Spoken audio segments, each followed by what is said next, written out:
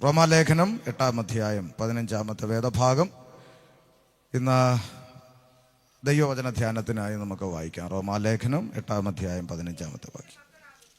8-ന്റെ ഭയപ്പെടേണ്ടതിന് നിങ്ങൾ പിന്നെയും ഭയപ്പെടേണ്ടതിന് ദാസ്യത്തിന്റെ ആത്മാവിനെ അല്ല, ദാസ്യത്തിന്റെ ആത്മാവിനെ അല്ല, നാം അബ്ബാ പിതാവേ എന്ന് വിളിക്കുന്ന, നാം അബ്ബാ പിതാവേ എന്ന് വിളിക്കുന്ന പുത്രത്വത്തിന്റെ ആത്മാവിനെ അത്രേ പ്രാപിച്ചത്, പുത്രത്വത്തിന്റെ ആത്മാവിനെ അത്രേ പ്രാപിച്ചത്. നാം ദൈവത്തിന്റെ മക്കളെന്ന് ആത്മാവ് താനും നമ്മുടെ ആത്മാവോടുകൂടെ സാക്ഷ്യം പറയുന്നു. നാം മക്കളെങ്കിലോ അവകാശികളുമാകുന്നു. മതി. വളരെ പരിചിതമായ, ഏറെ അനുഗ്രഹിക്കപ്പെട്ട ഒരു വേദഭാഗമാണ് നമ്മൾ വായിച്ചത്. റോമാലേഖനം 8-ാം അധ്യായം അതിൻ്റെ 15-ാമത്തെ തിരുവചന ഭാഗം, നിങ്ങൾ പിന്നെയും ഭയപ്പെടേണ്ടതിന്. നമ്മൾ രക്ഷിക്കപ്പെട്ട് സ്നാനപ്പെട്ട് ദൈവകൃപയിലേക്ക് കടന്നു വന്ന ദൈവ കുഞ്ഞുങ്ങളായിരിക്കുന്ന നമ്മോട് തന്നെയാണ് പൗലോസ് ശ്ലീഹ നിങ്ങൾ ഭയപ്പെടരുതെന്ന് പറയുന്നത്. ആ റോമാലേഖനം എഴുതി തുടങ്ങുമ്പോൾ 1-ാം അധ്യായം 1-ാം വാക്യത്തിൽ അത് ആരെ അഡ്രസ്സ് ചെയ്താണ് സംസാരിക്കുന്നതെന്ന് എഴുതിയിട്ടുണ്ട്. വായിച്ചാട്ടെ.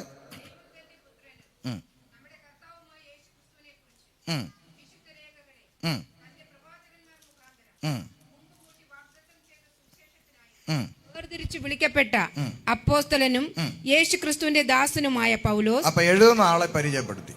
ഇങ്ങനെ ഒരാളാണ് എഴുതുന്നത്. ഇനി ആർക്കാണ്? റോമയിൽ ദൈവത്തിനും റോമയിൽ ദൈവത്തിന് പ്രിയരും വിളിക്കപ്പെട്ട വിശുദ്ധന്മാരുമായ എല്ലാവർക്കും എഴുതുന്നു. വിളിക്കപ്പെട്ട വിശുദ്ധന്മാരായ എല്ലാവർക്കും എഴുതുന്നത്. നോക്കേ, അപ്പൊ രക്ഷിക്കപ്പെട്ട് സ്നാനപ്പെട്ട ദൈവകൃപയിലേക്ക് കടന്നു വന്ന ദൈവ കുഞ്ഞുങ്ങളെ സ്വർഗത്തിലെ ദൈവം സൗജന്യമായിട്ട് ഇട്ട പേരാണ് വിശുദ്ധന്മാർ.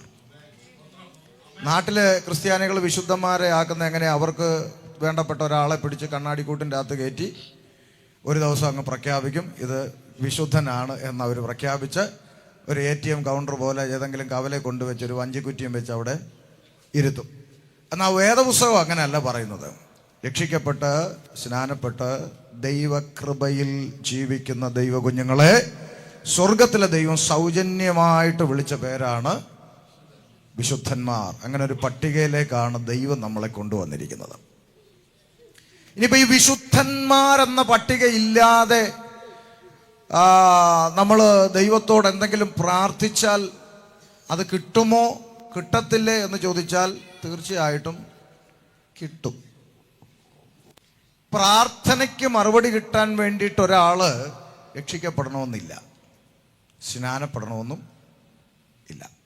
ചില ആളുകൾ പറയും, ഞങ്ങൾ നിങ്ങളുടെ കൂടെ ചർച്ചിലൊന്നും വന്നില്ലെങ്കിലും ഇന്ന് വരെ ഞങ്ങൾ ചോദിച്ചതിനൊക്കെ ദൈവം മറുപടി, ഞാൻ ഇന്ന് വരെയും പ്രാർത്ഥിച്ചതിനൊക്കെ ദൈവം എനിക്ക് മറുപടി തരുന്നുണ്ട്, എൻ്റെ പ്രാർത്ഥന ദൈവം കേൾക്കുന്നുണ്ട്. അത് മാത്രമല്ല, ചില കാഴ്ചകളൊക്കെ ദൈവം എന്നെ കാണിക്കാറുണ്ട്. അങ്ങനെയുള്ള ഒരാളെ നമുക്ക് വേദപുസ്തകത്തിൽ കാണാം. അപ്പോസ്തല പ്രവൃത്തി 10-ാം അധ്യായത്തിൽ കാണുന്ന ഒരാളാണ്. ആരാ? വായിച്ചേ. കൈസരിയിൽ ഇത്താലിക്ക എന്ന പട്ടാളത്തിൽ കൊർന്നേലിയോസ് എന്നു പേരുള്ള ഒരു ശതാധിപൻ ഉണ്ടായിരുന്നു, പട്ടാളക്കാരൻ. അയാളെ കുറിച്ച്, അവൻ ഭക്തനും, നോക്കൂ, അയാളെ കുറിച്ച് സ്വർഗത്തിലെ ദൈവം രേഖപ്പെടുത്തിയിരിക്കുന്ന ചില ക്വാളിറ്റി. അവൻ ആരാണ്? ഒന്ന് ഭക്തനാണ്. 2 തന്റെ സകല ഗ്രഹത്തോടും കൂടെ ദൈവത്തെ ഭയപ്പെടുന്നവനുമായി. നോക്ക്, അവൻ ഭക്തനാണ്. 2 കുടുംബമായിട്ട് ദൈവ ഭയമുള്ളവനാണ്. അടുത്തത്, ജനത്തിന് വളരെ ധർമ്മം കൊടുത്തും. 3 ആരെന്ത് ചോദിച്ചാലും കൊടുക്കാൻ മനസ്സുള്ള, നന്മ ചെയ്യാൻ മനസ്സുള്ള ഒരു ഹൃദയത്തിന്റെ ഉടമയാണ്. അടുത്തത്, എപ്പോഴും ദൈവത്തോട് പ്രാർത്ഥിച്ചും പോന്നു. അത് നമുക്ക് പോലും ഇല്ലാത്ത ക്വാളിറ്റിയാണ്. എന്താണ്? എപ്പോഴും പ്രാർത്ഥിക്കുക. പട്ടാളക്കാരന് തീരെ സമയമില്ലാത്തൊരു മനുഷ്യൻ, എന്നാലും പ്രാർത്ഥിച്ചു പോന്നു. ഓക്കെ, അടുത്ത വാക്ക്. അവൻ പകൽ ഏകദേശം 9 മണി നേരത്ത് ഒരു ദർശനത്തിൽ ദൈവദൂതൻ തന്റെ അടുക്കൽ അകത്ത് വരുന്ന സ്പഷ്ടമായി കണ്ടു. അപ്പൊ ഒന്ന് ശ്രദ്ധിക്കുക, 4 ക്വാളിറ്റി ദൈവം പറഞ്ഞു. 1 അവൻ ഭക്തൻ, 2 കുടുംബമായി ദൈവഭയമുള്ളവൻ, 3 നന്മ പ്രവൃത്തി ചെയ്യുന്നവൻ, 4 എപ്പോഴും പ്രാർത്ഥിക്കുന്നവൻ. 5-ാമത്തെ ഒരു യോഗ്യത കൂടെ താൻ പ്രാപിച്ചു, ദർശനം കണ്ടു. എങ്ങനെ കണ്ടു? എങ്ങനെ കണ്ടു? സ്പഷ്ടമായി കണ്ടു. അപ്പൊ ദർശനത്തിന് ഒരു ക്ലാരിറ്റി ഉണ്ട്. നമ്മുടെ നാട്ടിലെ ചില ആളുകൾ പറയടി, ഞാനിങ്ങനെ പ്രാർത്ഥിക്കുമ്പോഴേടി ഒരു ഓലമടൽ താഴോട്ട് വീഴുന്നത് കണ്ടു, ചക്ക പഴുത്തിരിക്കുന്നത് കണ്ടു, ഒരാന ഇങ്ങനെ അങ്ങ് തിരിഞ്ഞു നിൽക്കുക, ഇങ്ങനെയൊക്കെ പറയുന്നത് ഞാൻ കേട്ടിട്ടുണ്ട്. നോക്ക്, ചക്കയും മാങ്ങയും തേങ്ങയും ഒന്നും അല്ല, ദർശനം എന്ന് പറയുന്നതിന് ഒരു ക്ലാരിറ്റി ഉണ്ട്. യോഹന്നാനോട് ചോദിക്കണം, പത്മോസിൽ കണ്ട ദർശനം എന്താണെന്ന് ചോദിച്ചാൽ ക്രിസ്റ്റൽ ക്ലിയർ ആയിട്ടാണ് അവിടെ രേഖപ്പെടുത്തി വെച്ചിരിക്കുന്നത്. 7 പൊൻനിലവിളക്കുകളുടെ നടുവിൽ മാറത്ത് പൊൻകച്ച കെട്ടിയവനായി, വെള്ളോടിന് സദൃശമുള്ള കാലുകളുള്ളവനായി, രാജമുടി ധരിച്ചവനായി, അഗ്നിജ്വാലയ്ക്കൊത്ത കണ്ണുള്ളവനായി, പെരുവെള്ളത്തിന്റെ ഇരച്ചിൽ പോലെ ശബ്ദം പുറപ്പെടുവിക്കുന്നതിനായി, സൂര്യനേക്കാൾ വെല്ലുന്ന തേജസ്സുള്ളവനായ തേജോമയനായ ക്രിസ്തു ഞാൻ കണ്ണുകൊണ്ട് കണ്ടു. അപ്പൊ നോക്ക, ദർശനം എന്ന് പറയുന്നതിന് ഒരു ക്ലാരിറ്റി ഉണ്ട്. പിന്നെ ചക്കയും മാങ്ങയും തേങ്ങയും കാണുന്നത് കൊണ്ട് കുഴപ്പമൊന്നുമില്ല, പക്ഷെ അതിന് വേദപുസ്തകം പറയുന്നത് സ്വപ്നം എന്ന ഒരു സ്വപ്നം. യോസഫ് കണ്ടല്ലോ, നെൽക്കതിരും നക്ഷത്രങ്ങളും സൂര്യനും ചന്ദ്രനും ഒക്കെ കണ്ടല്ലോ, കുഴപ്പമില്ല. അങ്ങനെ ഒരു സ്വപ്നം, സ്വപ്നത്തിന് വ്യാഖ്യാനം ആവശ്യമുണ്ട്, ദർശനത്തിന് വ്യാഖ്യാനത്തിന്റെ ആവശ്യമില്ല. അത് വളരെ ക്രിസ്റ്റൽ ക്ലിയർ ആണ്. അപ്പൊ ഈ 5ാമത്തെ ക്വാളിറ്റിയും പ്രാപിച്ച കൊർന്നേലിയോസിന്റെ അടുക്കൽ ദൂതൻ വന്നിട്ട് പറഞ്ഞ വാചകം എന്താണെന്ന് ശ്രദ്ധിച്ചേ, വായിച്ചോ. കൊർന്നേലിയോസേ എന്ന് തന്നോട് പറയുന്നതും കേട്ടു.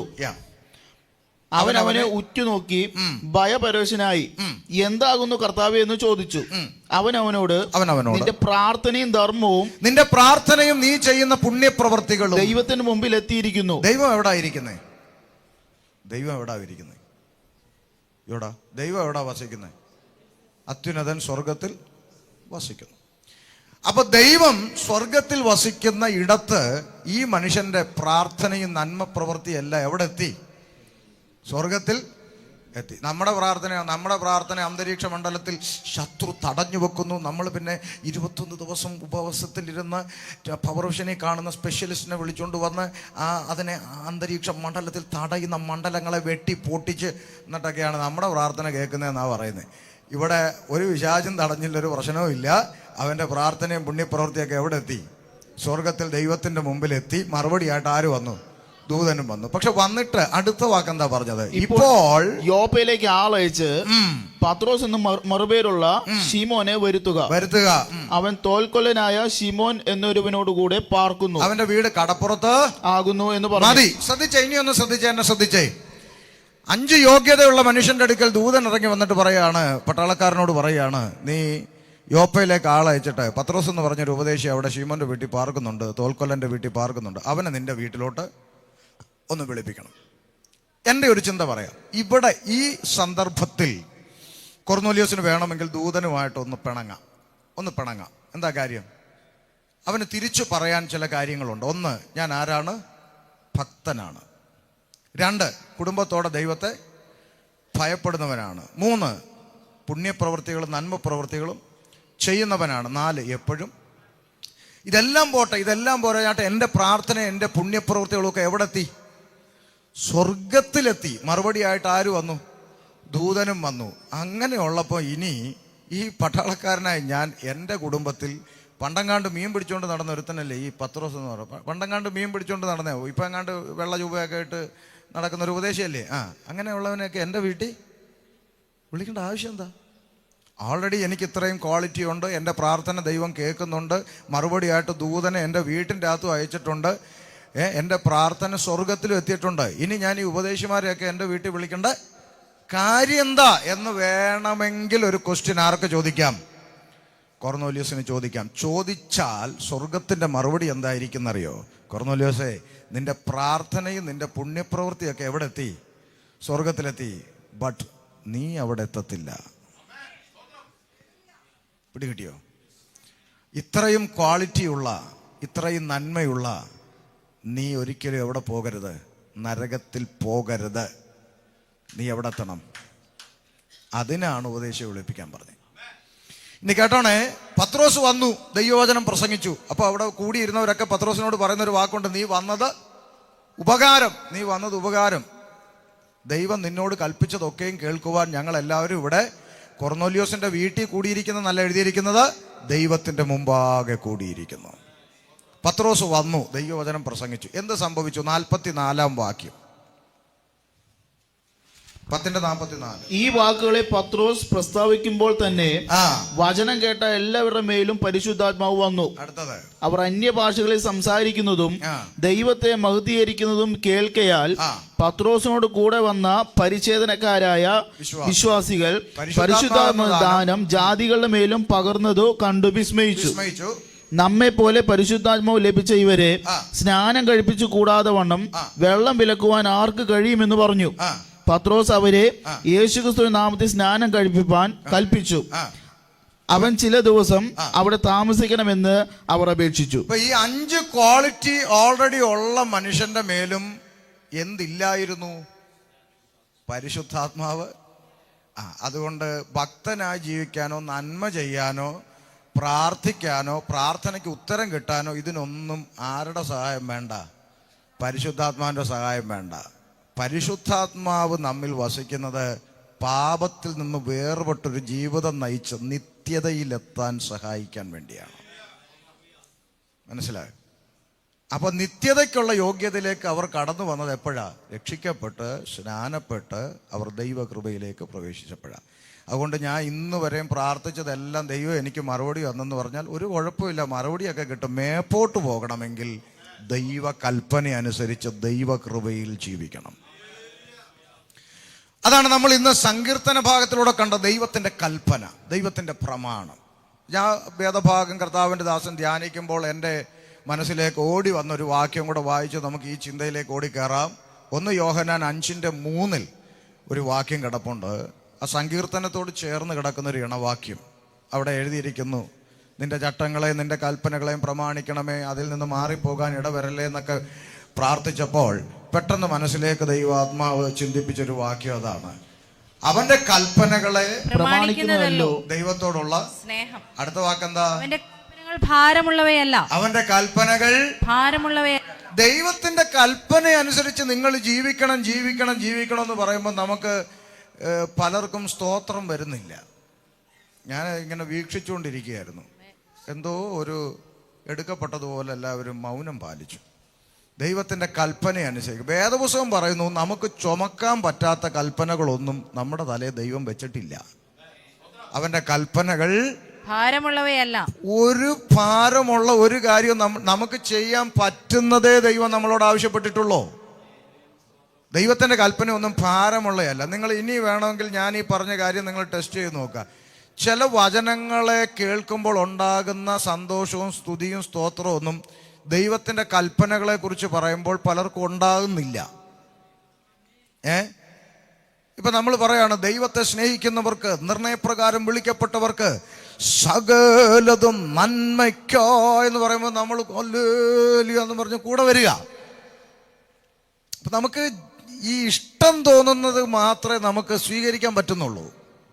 ദൈവത്തിന്റെ വചനത്തെ മുഴുവനായി ഇഷ്ടപ്പെടാൻ കഴിയുന്ന തലത്തിലേക്ക് നമ്മൾ എപ്പോൾ വരുന്നോ അപ്പോഴാണ് നമ്മളൊരു ആത്മീയ മനുഷ്യനായി മാറുന്നത്. ദൈവത്തിന്റെ വചനത്തെ പൂർണ്ണമായി ഇഷ്ടപ്പെടുവാൻ, പൂർണ്ണമായി പഠിക്കുവാൻ, പൂർണ്ണമായി സ്നേഹിക്കാൻ കഴിയുന്ന തലത്തിലേക്ക് നമ്മൾ വരണം. ആര് പ്രസംഗിക്കുന്നു എന്നുള്ളതിലൊന്നും ഒരു കാര്യമില്ല.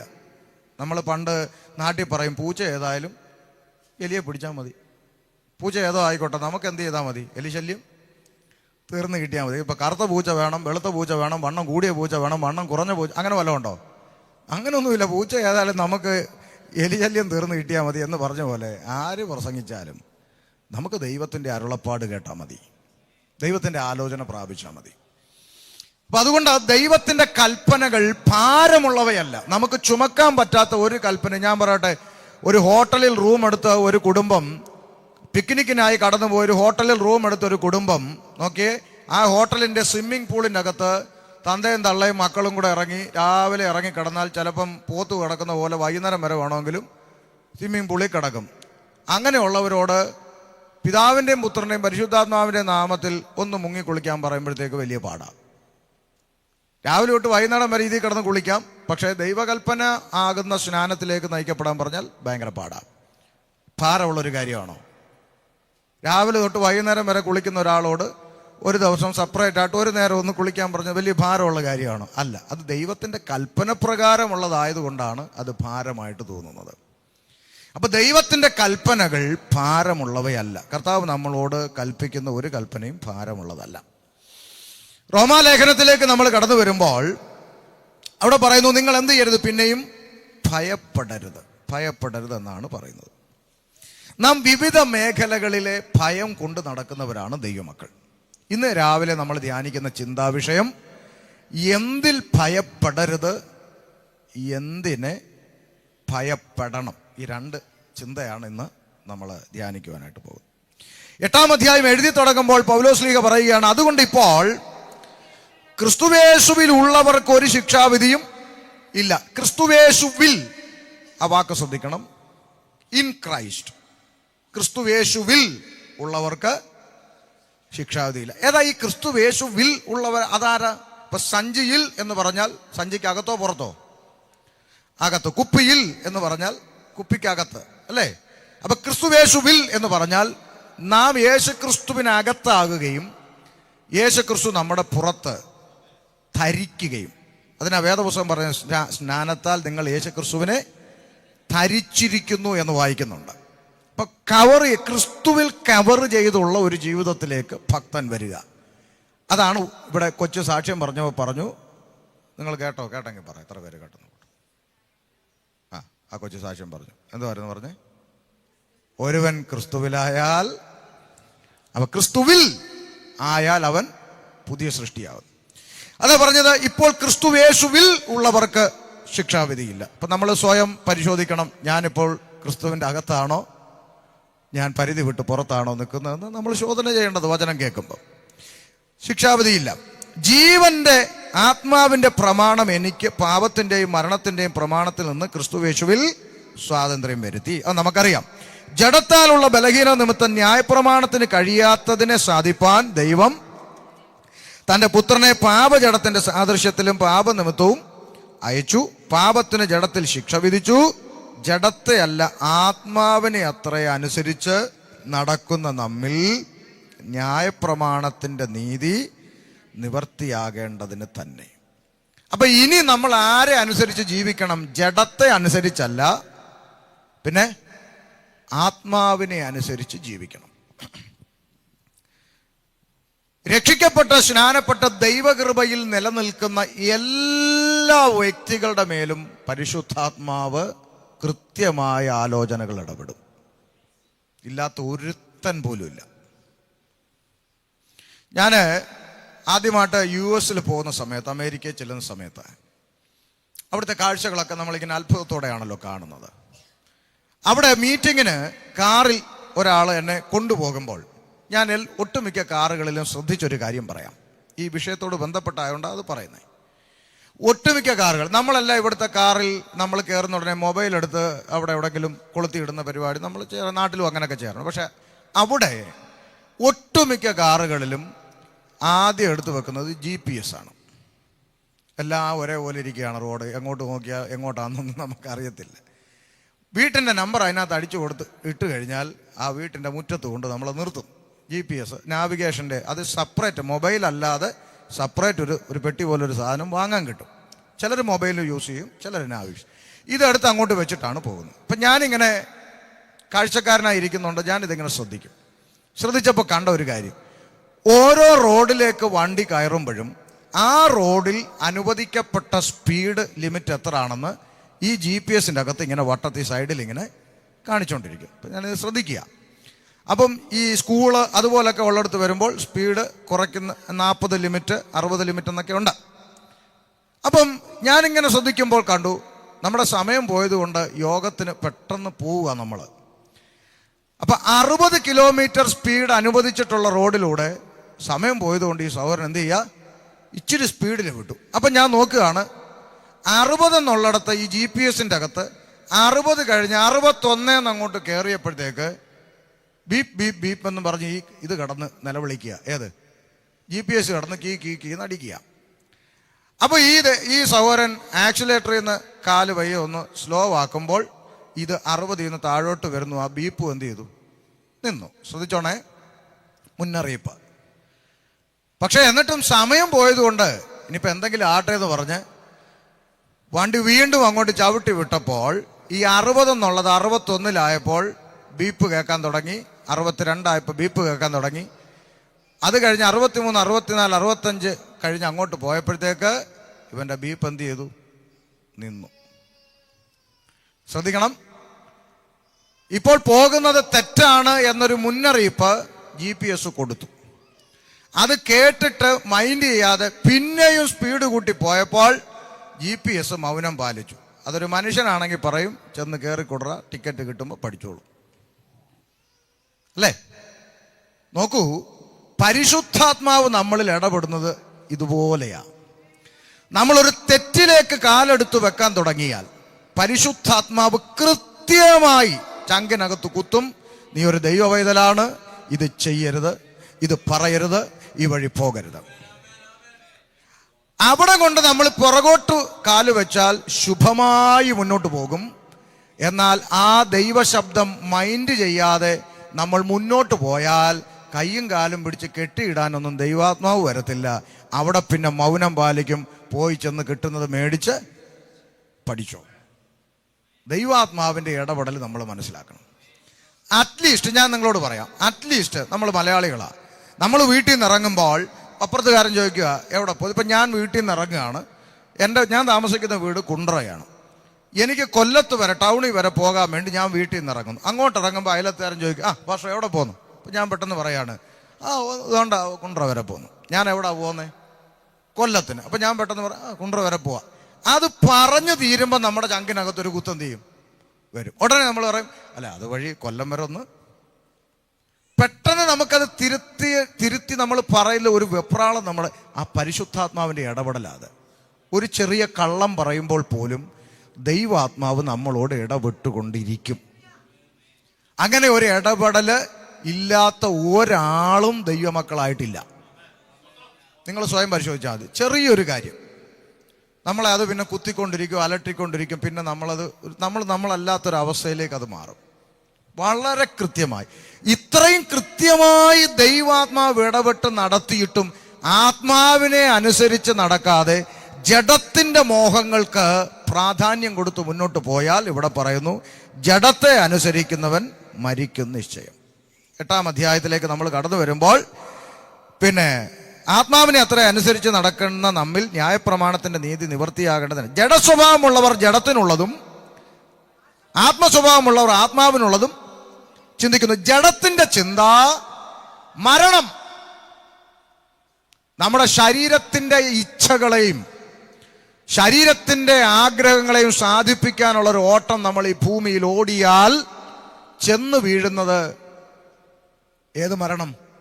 ഇവിടെ പറയുന്ന മരണം എന്താ? രക്ഷിക്കപ്പെട്ടവന് ജഡത്തിലുള്ള ശരീരത്തിലുള്ള മരണം ഭയമല്ല, അത് പ്രത്യാശയാണ്.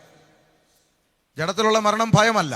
കാരണം ഈ കൂടാരം പൊളിഞ്ഞെങ്കിൽ കർത്താവിൻ്റെ അടുക്കലെത്താൻ പറ്റുള്ളൂ. പക്ഷെ നമ്മൾ ഭയപ്പെടുന്ന ഒരു മരണമുണ്ട്, രണ്ടാമത്തെ മരണം, നിത്യനരകം. അല്ലേ? ഇപ്പൊ ഇവിടെ പറയാം ജഡത്തിന്റെ ചിന്തയനുസരിച്ച് ജീവിക്കുന്നെങ്കിൽ മരണം. ജഡത്തിന്റെ ചിന്ത മരണം. ആത്മാവിന്റെ ചിന്തയോ ജീവനും സമാധാനവും തന്നെ. അടുത്തത് ജഡത്തിന്റെ ചിന്ത ദൈവത്തോടുള്ള ശത്രുത്വമാകുന്നു. അത് ദൈവത്തിന്റെ ന്യായപ്രമാണത്തിന് കീഴ്പ്പെടുന്നില്ല. ജഡത്തിന്റെ ചിന്ത നമ്മളെ പിടിച്ചു മുറുക്കി മുന്നോട്ട് കൊണ്ടുപോകുന്നെങ്കിൽ നമ്മൾ ആരായി മാറിക്കഴിഞ്ഞു? ദൈവത്തിന്റെ ശത്രുവായി മാറുന്നു. ദൈവത്തിന് ഒരൊറ്റ ശത്രുവേ ഉള്ളൂ. ഭൂമിയിൽ ഒരു മനുഷ്യനും ദൈവത്തിന്റെ ശത്രുവല്ല. ദൈവത്തിന്റെ ശത്രു ആരേ ഉള്ളൂ? പിശാചേ ഉള്ളൂ. അപ്പോൾ നാം ഇവിടെ ജഡത്തിന്റെ ചിന്തയ്ക്കായി ജീവിക്കുന്നെങ്കിൽ നമ്മൾ ട്രാക്ക് മാറി ആരുടെ പാതയിലേക്ക് പോകുന്നു? പിശാചന്റെ പാതയിലേക്ക് പോകുന്നു. കൃപയിൽ നിന്ന് വീണ് പോകുന്നു. അതുകൊണ്ട് ജഡത്തിനായി ചിന്തിക്കരുത്. നമ്മുടെ ഒരു വിധപ്പെട്ട ആകുലകളൊക്കെ അവിടെ തീരും. നമ്മൾ ജഡത്തിനായി ചിന്തിക്കുമ്പോൾ ആണ് നമുക്ക് ഈ പലത് ഉണ്ടാക്കണം, പല കാര്യങ്ങൾ തലയ്ക്കകത്ത് കയറി ഭ്രാന്താവുന്നു. ദൈവത്തിനുള്ളത് ചിന്തിച്ചങ്ങ് മുന്നോട്ട് പോയാൽ അത്യാവശ്യം വലിയ പ്രശ്നമൊന്നും ഇല്ലാതെ മുന്നോട്ട് പോകാം. ഇപ്പം ഞാൻ പറയാം, ഞാനിപ്പോൾ ജഡത്തിനുള്ളത് ചിന്തിക്കുക, എനിക്ക് ഇച്ചിരി പ്രശ്നങ്ങളുണ്ട്, ഭൗതികമായ പലവിധമാകുന്ന കാര്യങ്ങളുണ്ട്. ഇപ്പം ഞാൻ ഒരു മനസ്സിലാക്കാൻ വേണ്ടി പറയുക, ഞാനിപ്പോൾ ഒരു ഹോസ്പിറ്റൽ സർജറിയിലൂടെ കടന്നുപോയി. 3 മാസം 4 മാസം മീറ്റിങ്ങിന് പോകാൻ പറ്റാതെ വീട്ടിൽ കുത്തിയിരുന്നു. എൻ്റെ ഭാര്യയ്ക്ക് ജോലിയില്ല, അതുകൊണ്ട് തന്നെ വേറെ വരുമാന മാർഗ്ഗമില്ല, വീട്ടിൽ കുത്തിയിരുന്നു. കുഞ്ഞുങ്ങൾ 2 പേര് പഠിക്കുന്നു, അവർക്ക് ഫീസ് കൊടുക്കണം, വണ്ടിയുടെ ഫിനാൻസ് മുടങ്ങിയിട്ടുണ്ട്. അങ്ങനെയുള്ള പല കാര്യങ്ങൾ പ്രതിസന്ധി ഇങ്ങനെ തലയെ കൂടെ ഓടുക. ഇതെല്ലാം ഭൗതിക വിഷയങ്ങളാണ്, ഇതൊന്നും ആത്മീയ വിഷയമല്ല. ഇതെല്ലാം ഭൗതിക വിഷയങ്ങളാണ്. ഇതെല്ലാം തലയിലിട്ട് പുകഞ്ഞിട്ട് ബഹ്റിനിലോട്ട് വന്നിറങ്ങുമ്പോൾ ജഡത്തിനുള്ളത് ചിന്തിച്ചാൽ ഇതെല്ലാം അപ്പനെന്ന നിലയിൽ തലേ കിടന്ന് ഓടുക അല്ലേ? ഇതെല്ലാം തലേ കിടന്നിങ്ങനെ ഓടുമ്പോൾ ജഡത്തിനുള്ളത് ചിന്തിച്ചാൽ, അത്യാവശ്യം ജഡത്തിനുള്ളതാണ് ചിന്തിക്കുന്നതെങ്കിൽ ഉടനെ നമ്മുടെ തലച്ചോറ് പറയും കുഴപ്പമൊന്നുമില്ല, 2 ദൂതൊക്കെ അടിച്ച് നമുക്കിവിടെ ഉള്ള 2 ദൂത് ഒരു വീട്ടിൽ അടിച്ചാൽ മതി, പിന്നെ ഓട്ടോമാറ്റിക്കായിട്ട് എല്ലാം വരും. അപ്പോൾ എങ്ങനെ? അപ്പോൾ നമുക്ക് സൈക്കോളജി, നമ്മുടെ തലച്ചോറിൻ്റെ സൈക്കോളജി വർക്ക് ചെയ്യും. ദൂത് അടിക്കുക. അപ്പം ഇതൊക്കെ അറിയാവോന്നാ? അറിയാം. വേറൊന്നുമല്ല. ഇപ്പം നമ്മളിവിടെ 1 മണിക്കൂർ പ്രസംഗിച്ചുകൊണ്ട് നിൽക്കുക. 1 മണിക്കൂർ പ്രസംഗിച്ചുകൊണ്ട് നിൽക്കുമ്പോൾ നമ്മൾ കണ്ണടച്ചല്ല പ്രസംഗിക്കുന്ന, കണ്ണ് തുറന്നാ പ്രസംഗം. അങ്ങനെ നോക്കിക്കൊണ്ടിരിക്കുമ്പോൾ കാണാം ഒരു സഹോദരി ഇടയ്ക്കിടയ്ക്ക് കാല് മടക്കി വെക്കുന്നു, പിന്നെ കാല് തിരിഞ്ഞിരിക്കുന്നു, പിന്നെ ഇങ്ങനെ നൂത്ത് വെക്കുന്നു. അപ്പോൾ നമുക്കെന്തോ മനസ്സിലായി, കാലിൻ്റെ മുട്ടിന്.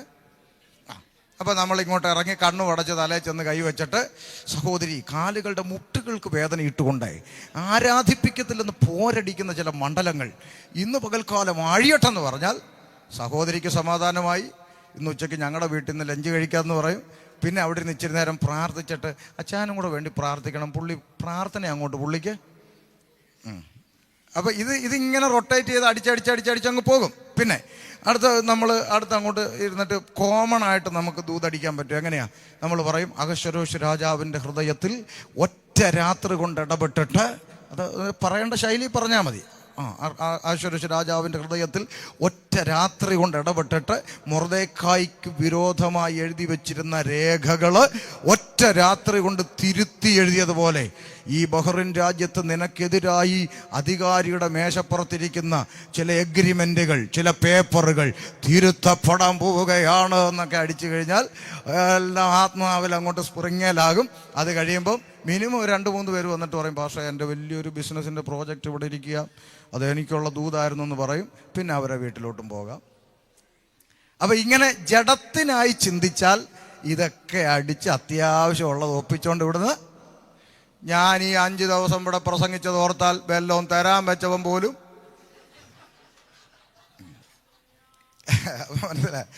ഈ 5 ദിവസം എന്നെ സഹിച്ചിരുന്ന നിങ്ങളെ ഞാൻ സമ്മതിച്ചു കേട്ടോ, അത് ഞാൻ സമ്മതിച്ചു. കാര്യം നിങ്ങൾക്ക് അവാർഡ് തരണം. അങ്ങനെയൊന്നും സഹിക്കാൻ പറ്റുന്നതല്ല നമ്മൾ ഈ 5 ദിവസം ഇവിടെ കേട്ടത്. പക്ഷെ അത് ദൈവത്തിൻ്റെ വചനമായതുകൊണ്ട്, അപ്പം നമ്മൾ ആത്മാവിനായി ചിന്തിക്കുന്നത് കൊണ്ടാണ്. ജഡത്തിനായി ചിന്തിച്ചാൽ ഈ പറഞ്ഞ രീതിയിലെല്ലാം, ഇതിപ്പോൾ ഞാൻ 1-2 പറഞ്ഞോളൂ. ഇതുപോലെ എന്തെല്ലാം ട്രിക്കുണ്ടെന്നറിയാവോ? 23 വർഷം പെന്തക്കോസിൻ്റെ അകത്ത് നിന്ന് കണ്ടും കേട്ടും പഠിച്ച ട്രിക്കുകളാണ് ഇതെല്ലാം. അപ്പം ഇങ്ങനെ ഒത്തിരി ട്രിക്കുകൾ ഇതിൻ്റെ അകത്തുണ്ട്. ഇതെല്ലാം ജഡത്തിനായി ചിന്തിച്ചാൽ എന്ത് ചെയ്യാം? നമുക്കിങ്ങനെയൊക്കെ. പക്ഷെ ഒരു കാര്യം മനസ്സിലാക്കണം, ഞാൻ എപ്പോഴും പറയാറുണ്ട്, നമ്മൾ ഒരു മനുഷ്യനെ പറ്റിച്ചുണ്ടാക്കുന്ന ഒരു 10 രൂപ പോലും നമ്മുടെ തലമുറ അനുഭവിക്കത്തില്ലെന്ന ബോധ്യം നമുക്ക് എപ്പോഴും ഉണ്ടായിരിക്കണം. നമ്മുടെ കയ്യിലത് വരും, ബാങ്കിൽ കൂടും. പക്ഷെ ഒരൊറ്റ രാത്രി കൊണ്ട് അത് ഇല്ലാതായി പോകാൻ ദൈവം വിചാരിച്ചാൽ സാധിക്കും. ഞാൻ അങ്ങനെ പറയുമ്പോൾ ഒരു കാര്യം കൂടെ ചേർത്ത് പറയണം. ഒരിക്കൽ ഒരു മനുഷ്യൻ രാത്രി മുഴുവൻ അധ്വാനിച്ചു, എന്നിട്ട് എന്ത് ചെയ്തില്ല? നത്തോലി പോലും. ആളിനെ അറിയാവോ? ആരാ? പത്രോസ്. പുള്ളി അധ്വാനത്തിനൊരു കുറവുമില്ല. പക്ഷെ ബാലൻസ് വാട്ടപ്പൂജ്യം അല്ലേ? ഓട്ടസഞ്ചി എന്ന് പറയുന്ന പോലെ രാത്രി മുഴുവൻ അധ്വാനിച്ച് നത്തോലി പോലും കിട്ടില്ല. പുള്ളി ഇങ്ങനെ വല്ലാണ്ടൊക്കെ ഭാരപ്പെട്ട് ഇങ്ങനെ ഇരുന്ന് വല കഴുകുകയാണെന്നാണ് നമ്മളവിടെ കാണുന്നത് അല്ലേ? വല കഴുകിക്കൊണ്ടിരിക്കുക. അപ്പോൾ പുള്ളി വല്ലാത്ത ഭാരം പുള്ളിക്കുണ്ടാവും. കാരണം പിന്നെ വൈകിട്ട് ബ്ലേഡുകാരൻ കയറി വരത്തില്ലേ? ആരാ? സക്കായി. പുള്ളി പിന്നെ ബ്ലേഡുകാരൻ വരും, സക്കായി. പുള്ളിക്ക് എന്ത് കൊടുക്കും? വീട്ടിലെ കാര്യങ്ങളങ്ങനെ നടക്കും, കൊച്ചുങ്ങളുടെ കാര്യം അല്ലേ? അപ്പോൾ ഇങ്ങനെയുള്ള കാര്യങ്ങളൊക്കെ ഭാരപ്പെട്ടിരിക്കുമ്പോഴാണ് കർത്താവ് അടുത്തോട്ട് വരുന്നത്. നിങ്ങൾ ശ്രദ്ധിക്കണേ. ഈ അടുത്ത് വന്നിരിക്കുന്ന കർത്താവ് യേശുക്രിസ്തു ആണ്, അഥവാ ദൈവപുത്രനാണെന്നുള്ള വെളിപ്പാടൊന്നും അപ്പോഴാർക്കില്ല. അപ്പോൾ കിട്ടിയിട്ട് അത് പിന്നെയാ. അപ്പം പത്രോസിന്റെ ചിന്തയിൽ ഇതാരാ? നസറേത്തുകാരൻ അല്ലേ? നസറായൻ, ഉപദേശി എന്ന് പറയും. പുള്ളി വന്നിട്ട് പത്രോസിനോട് ചോദിക്കുക, പത്രോസെ, നിന്റെ പടകിൽ ഇച്ചിരി സമയം വചനം സംസാരിക്കാൻ സ്ഥലം വേണം. കർത്താവ് അനുവാദം ചോദിക്കാതെ ചാടിക്കയറിയെന്നൊന്നും ഞാൻ വിശ്വസിക്കുന്നില്ല. അതുകൊണ്ടാണ് ഞാൻ അങ്ങനെ പറഞ്ഞത്. ഞാൻ വാതിക്കൽ നിന്ന് മുട്ടുന്നു എന്നാണ് ദൈവവചനം. മര്യാദയ്ക്ക് തുറന്നില്ലേ ഞാൻ ചവിട്ടി തുറന്നകത്ത് വരുമെന്നാണോ? ആണോ? അല്ല. ആരെങ്കിലും തുറന്ന അപ്പോൾ അതൊരു അനുവാദത്തിൻ്റെ ലക്ഷണമാണ്. കർത്താവ് അനുവാദമില്ലാതെ ഓടിച്ചെന്ന് ചാടി കയറുന്ന ആളൊന്നും ആയിരുന്നില്ല. അപ്പം അതുകൊണ്ടാണ് ഞാൻ ആ ചിന്ത പറഞ്ഞ് ഒന്ന് വചനം പ്രസംഗം. അപ്പം നോക്കെ, ഈ പടകിനെ വേദപുസ്തകത്തിൽ പലയിടത്തും കുടുംബത്തോട് എന്ത് ചെയ്തിട്ടുണ്ട്, ഉപമിച്ചിട്ടുണ്ട്. ഒരു കുടുംബജീവിതം, ഒരു പടക് എന്ന നിലയിൽ നമുക്ക് കാണാനായിട്ട് സാധിക്കുന്നുണ്ട്. അപ്പം ഞാനിങ്ങനെ ചിന്തിക്കുക, രാത്രി മുഴുവൻ അധ്വാനിച്ചിട്ട് നത്തോലി പോലും കിട്ടാതെ എന്ത് ചെയ്യുമെന്ന് ഓർത്ത് നിൽക്കുന്നവൻ്റെ അടുത്ത് ഉപദേശി വന്നിട്ട് ചോദിക്കുകയാണ്, വീട്ടിലൊരു പ്രാർത്ഥന എന്നതുപോലെയാണ് ഈ സംഭവം. അപ്പം എൻ്റെ ചിന്തയിൽ പറഞ്ഞാൽ പൗലോസ് പത്രോസിന് വേണ്ട രണ്ട് മറുപടി പറയാം. ഒന്നുകിൽ പിന്നെ ഇങ്ങനെ പറയാം, എന്താ ഉപദേശം, മനുഷ്യൻ ഇവിടെ രാത്രി മൊത്തം കഷ്ടപ്പെട്ടിട്ട് ഇവിടെ വീട്ടുകാരും എങ്ങനെയാണെന്ന് ചിന്തിച്ചോണ്ടിരിക്കും, അങ്ങേര് പ്രാർത്ഥന വെക്കാൻ കയ്യിൽ നിന്ന് മേടിക്കാൻ പോയെ എന്ന് വേണം ദേഷ്യപ്പെട്ട് പറയാം. അല്ലെങ്കിൽ നമ്മൾ പെന്തക്കോസുകാർ പറയുന്ന പോലെ ഇച്ചിരി സോഫ്റ്റായിട്ട് പറയാം, പാസ്റ്ററെ നമുക്ക് പ്രാർത്ഥന വെക്കാം, പക്ഷേ ഇപ്പം വേണ്ട. അതിനാ ഒരു ചാകര വരട്ടെ, ഒരു ചാകര വരും പാസ്റ്റർ, ഒരു ചാകര വരട്ടെ.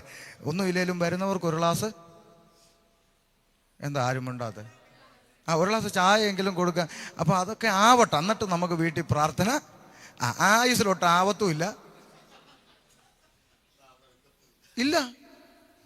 ഉണ്ടായിട്ട് ചെയ്യാനിരിക്കുക, ഉണ്ടാകത്തും ഇല്ല, നടക്കത്തും ഇല്ല. പക്ഷെ ഒരു കാര്യം നിങ്ങൾ ശ്രദ്ധിച്ചേ, ശൂന്യമായ പടക വചനം പ്രസംഗിക്കാൻ വിട്ടുകൊടുത്തേ. നമ്മുടെ പ്രതിസന്ധിയുടെ നടുവിലാണ് നമ്മുടെ ഭവനത്തിൽ ദൈവവചനം വെളിപ്പെടേണ്ടത്. ശൂന്യത മാറി പടക് നിറഞ്ഞ കണ്ടോ, ശൂന്യമായിരുന്ന പടക് വചനം പ്രസംഗിക്കാൻ വിട്ടുകൊടുത്തു. അത് നിങ്ങൾക്ക് അറിയുന്ന വിഷയമാണ്ട് അങ്ങോട്ട് പോകുന്നില്ല, ഒരു പോയിന്റ് പറയാനാ. അങ്ങനെ വചനം ഉപദേശിച്ച് തീർന്നപ്പോൾ, സംസാരിച്ച് തീർന്നപ്പോഴെന്നാണ് അവിടെ എഴുതിയിരിക്കുന്നത്. സംസാരിച്ച് തീർന്നപ്പോൾ ശിമോനോട് ആഴത്തിലേക്ക് വലയിറക്കാൻ പറഞ്ഞു. അവൻ പോയി വല വീശി, പെരുത്ത മീൻകൂട്ടം അകപ്പെട്ട് വല കീറാറായി. അവൻ അടുത്തുള്ള പടകിലുള്ള ആളുകളെ കൂടെ വന്ന് സഹായിപ്പാൻ മാടി വിളിച്ചു. അവരെല്ലാം വന്ന് പടക് മുങ്ങുമാറാകോളം വേണ്ടുവോളം നിറച്ചു. അടുത്ത വാക്ക് നിങ്ങളൊന്ന് ശ്രദ്ധിച്ചേ, ലൂക്കോസിന്റെ സുവിശേഷം 5-ാം അധ്യായം വായിച്ചേ. അവരടുത്തുള്ള പടകുകളിലുള്ള ആൾക്കാരെ കൂടെ മാടി വിളിച്ചു. അവർ വന്ന് പടക് 2 പൊങ്ങുമാറാകോളം വേണ്ടുവോളം നിറച്ചു. അതിൻ്റെ അടുത്ത വാക്കാണ് ഞാൻ പറഞ്ഞ വായിക്കാൻ. ശിമോൻ പത്രോസ് അത് കണ്ടിട്ട് യേശുവിൻ്റെ കാൽക്കൽ വീണു. നിൽക്കട്ടെ, ഒന്ന് ശ്രദ്ധിച്ചേ. ഞാൻ ഇച്ചിരി നേരം ഈ പത്രോസിൻ്റെ സ്ഥാനത്ത് നമ്മുടെ ജിജോ ബ്രദറിനെ നിർത്താൻ പോവാം. ഈ പേര് പുള്ളിയുടെ അറിയുന്നതുകൊണ്ടായി എന്ത് പറഞ്ഞാലും പുള്ളിയെ ഉദാഹരണം എടുക്കുന്നത്, വിരോധമൊന്നും ഉള്ളതുകൊണ്ടല്ല, പേരറിയാം. അപ്പോൾ അതുകൊണ്ടാണ്. ശ്രദ്ധിച്ചേ, പത്രോസിൻ്റെ സ്ഥാനത്ത് ജിജോ ബ്രദർ നിർത്തുക. സത്യസന്ധമായ മറുപടി പറയണം. രാത്രി മുഴുവൻ അധ്വാനിച്ചിട്ട് നത്തോലി പോലും കിട്ടിയില്ല. ഹൃദയം ഭാരപ്പെട്ട് വല്ലാണ്ടിരിക്കുന്ന ഒരവസ്ഥയിൽ ഉപദേശി വന്നു പ്രാർത്ഥിച്ച് നത്തോലി പോലും ഇല്ലാത്ത പടകിൽ നെമ്മീൻചൂര കിടന്ന് പെട്ടയ്ക്കുന്നു, അല്ലേ? ചാകര നിറഞ്ഞ് വെള്ളം നിറഞ്ഞ് ഇങ്ങനെ ഇരിക്കുന്നു. അപ്പോൾ ആളുകളെല്ലാം അവരെല്ലാം വാരി വലിച്ച് നിറയ്ക്കാൻ എല്ലാവരും ഓടിക്കൂടി ഇങ്ങനെ നിൽക്കുക. സത്യസന്ധമായി പറ, മലയാളി എന്ന നിലയിലും മനുഷ്യൻ എന്ന നിലയിലും ജിജോ ബ്രദറെ എങ്ങോട്ട് വീഴും? എങ്ങോട്ട് ആരാ പറഞ്ഞു? മീൻ്റെ നെഞ്ചത്തോട്ട് അല്ലേ? അങ്ങോട്ട് അല്ലേ? എവിടാ പത്രോസ് വീണേ? ലഭിച്ച നന്മയുടെ പുറത്തല്ല വീണേ, അത് തന്നവന്റെ കാൽക്കൽ വീണു. മനസ്സിലായോ? അത് ലഭിച്ച നന്മയുടെ പുറത്തല്ല വീണത്, അത് തന്നവന്റെ കാൽക്കൽ വീണു. എന്താ കാര്യം എന്നറിയാവോ? ഇത് കിട്ടുന്നതിന് മുമ്പ് എന്തായിരുന്നെന്ന് തലച്ചോറിനകത്തുള്ളത് കൊണ്ടാണ്. മനസ്സിലായോ? ഇന്ന് ഒരു നത്തോല് പോലുമില്ലാത്ത അവസ്ഥയിൽ ദൈവകൃപയിൽ ഇറങ്ങി ഈ മഹാരാജ്യത്ത് വന്ന് തെക്കോട്ട് പോകണോ വടക്കോട്ട് പോകണോ എന്ന് അറിയാതെ, ഒരു സൈക്കിൾ കിട്ടുമോ, ഒരു 2 വീലർ കിട്ടുമോ, ഒരു കാർ കിട്ടുമോ എന്ന് അറിയാതെ പ്രാർത്ഥിച്ചു തുടങ്ങിയ ഇടത്ത് നിന്ന് ഇന്ന് ദൈവം സകല നന്മകളും തന്ന് മാനിച്ചപ്പോൾ അത് തന്ന കർത്താവിനെ മറന്നിട്ട് ലഭിച്ച നന്മയുടെ പുറത്ത് കിടന്ന് പുളയ്ക്കുന്ന അനുഭവത്തിലാണ് ദൈവമക്കൾ എന്ന് പറയുന്നവർ ഇന്ന് പൊയ്ക്കൊണ്ടിരിക്കുന്നത്. ഒരു നത്തോലി ഇല്ലായിരുന്നു, ഇപ്പോൾ നെമ്മേഞ്ചൂര കിട്ടി, സ്ഥിതിയൊക്കെ മാറിയപ്പോൾ ഇപ്പൊ പ്രാർത്ഥനയ്ക്ക് വരാൻ സമയമില്ല. എങ്ങനെയുണ്ട്? മുമ്പത്തെ അവസ്ഥ എന്താണെന്ന് ചിന്തിച്ച്. നാട്ടിലും ചില മലയാളികളുണ്ട്, പാസ്റ്റർ 1 സെന്റ് ഭൂമി പോലും ഇല്ല, പ്രാർത്ഥിക്കണം, ചാവുക എന്ന് പറഞ്ഞു വന്നത്. അപ്പോൾ പാസ്റ്റർ ഉപവസിച്ച്, സഭ ഉപവസിച്ച്, കരഞ്ഞ് പ്രാർത്ഥിച്ച് 1 സെന്റ് വസ്തു ഇല്ലാത്തവന് 1 ഏക്കർ റബ്ബർ കൊടുത്തു. ഇപ്പം പുള്ളിക്ക് ഉപവാസ പ്രാർത്ഥനയ്ക്ക് വരാൻ സമയമില്ല, വെട്ടാൻ പോകണമെന്ന്. ഒന്ന് മനസ്സിലാക്കാൻ വേണ്ടി പറയാ കേട്ടോ. ഇത് ചിന്തയുടെ ഭാഗമല്ല, കയറി വന്നതുകൊണ്ട് പറഞ്ഞതാ. ചിലപ്പോൾ ആർക്കെങ്കിലും വേണ്ടിയിട്ടാണെങ്കിലോ. ഇവിടെ മനസ്സിലായിക്കോണം, ഇവിടെ വന്ന നാൾ ഇടയ്ക്കിടയ്ക്ക് ഓർക്കണം. അത് തന്ന സകല നന്മയും തന്ന ദൈവത്തെ മറക്കരുത്. Praise the Lord. അപ്പോൾ മനുഷ്യന്റെ ചിന്തയാണ് ഞാൻ പറഞ്ഞത്. ഭൗതികമായ ചിന്തയാണെങ്കിൽ പത്രോസ് വീഴേണ്ടത് പടകിലേക്കാണ്. പക്ഷെ അത് തന്ന ദൈവത്തിൻ്റെ കാൽക്കിലേക്ക് വീണു. ഈ മനോഭാവം ദൈവ കുഞ്ഞുങ്ങൾക്കുണ്ടായിരിക്കണം. ലഭിച്ച നന്മ സെക്കൻഡറിയാ, അതവിടെ കിടക്കട്ടെ. അത് തന്ന കർത്താവാണ് നമുക്കൊന്നാം സ്ഥാനം. നമുക്ക് ലഭിച്ചതല്ലാതെ ഒന്നുമില്ല. അതുകൊണ്ട് ജഡത്തിൻ്റെ ചിന്ത മരണം, ആത്മാവിൻ്റെ ചിന്ത നിത്യജീവൻ. ഇത് പറഞ്ഞു വന്നിട്ടാണ് റോമാ സഭയോട് പറയുന്നത്, നിങ്ങൾ പിന്നെയും ഭയപ്പെടേണ്ടതിന് ദാസ്യത്തിൻ്റെ ആത്മാവിനെയല്ല പുത്രത്വത്തിൻ്റെ ആത്മാവിനെയാണ് പ്രാപിച്ചത്. അപ്പോൾ ദൈവവചനം നമ്മളോട്, വിശുദ്ധന്മാരോട് ആവശ്യപ്പെട്ടത്, നിങ്ങൾ എന്ത് ചെയ്യരുത്? ഭയപ്പെടരുത്. പല നിലയിലുള്ള ഭയമാണ് ദൈവമക്കളെ ഇന്ന് ഭരിക്കുന്നത്. യോബിന്റെ പുസ്തകം 3-ാം അധ്യായം 25-ാം വാക്യത്തിൽ പറയുന്ന വേദഭാഗം ഒന്ന് ശ്രദ്ധിച്ചാട്ടെ. യോബിന്റെ പുസ്തകം 3:25.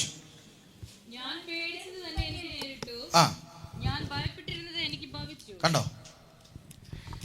ഞാൻ പേടിച്ചത് തന്നെ എനിക്ക് നേരിട്ടു, ഞാൻ ഭയപ്പെട്ടത് തന്നെ എനിക്ക് ഭവിച്ചു. അതുകൊണ്ട് ഭയപ്പെടരുത് ദൈവമക്കളെ.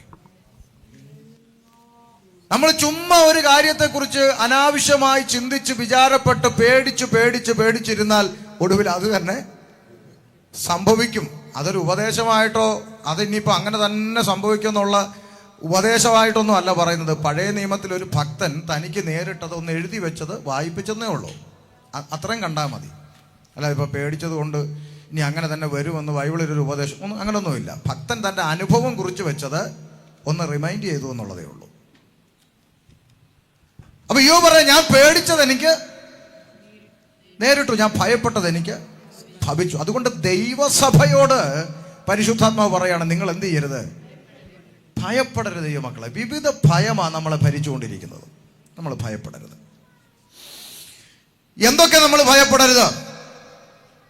സങ്കീർത്തനം 91:5 ഒന്ന് വായിച്ചാട്ടെ. സങ്കീർത്തനം 91:5.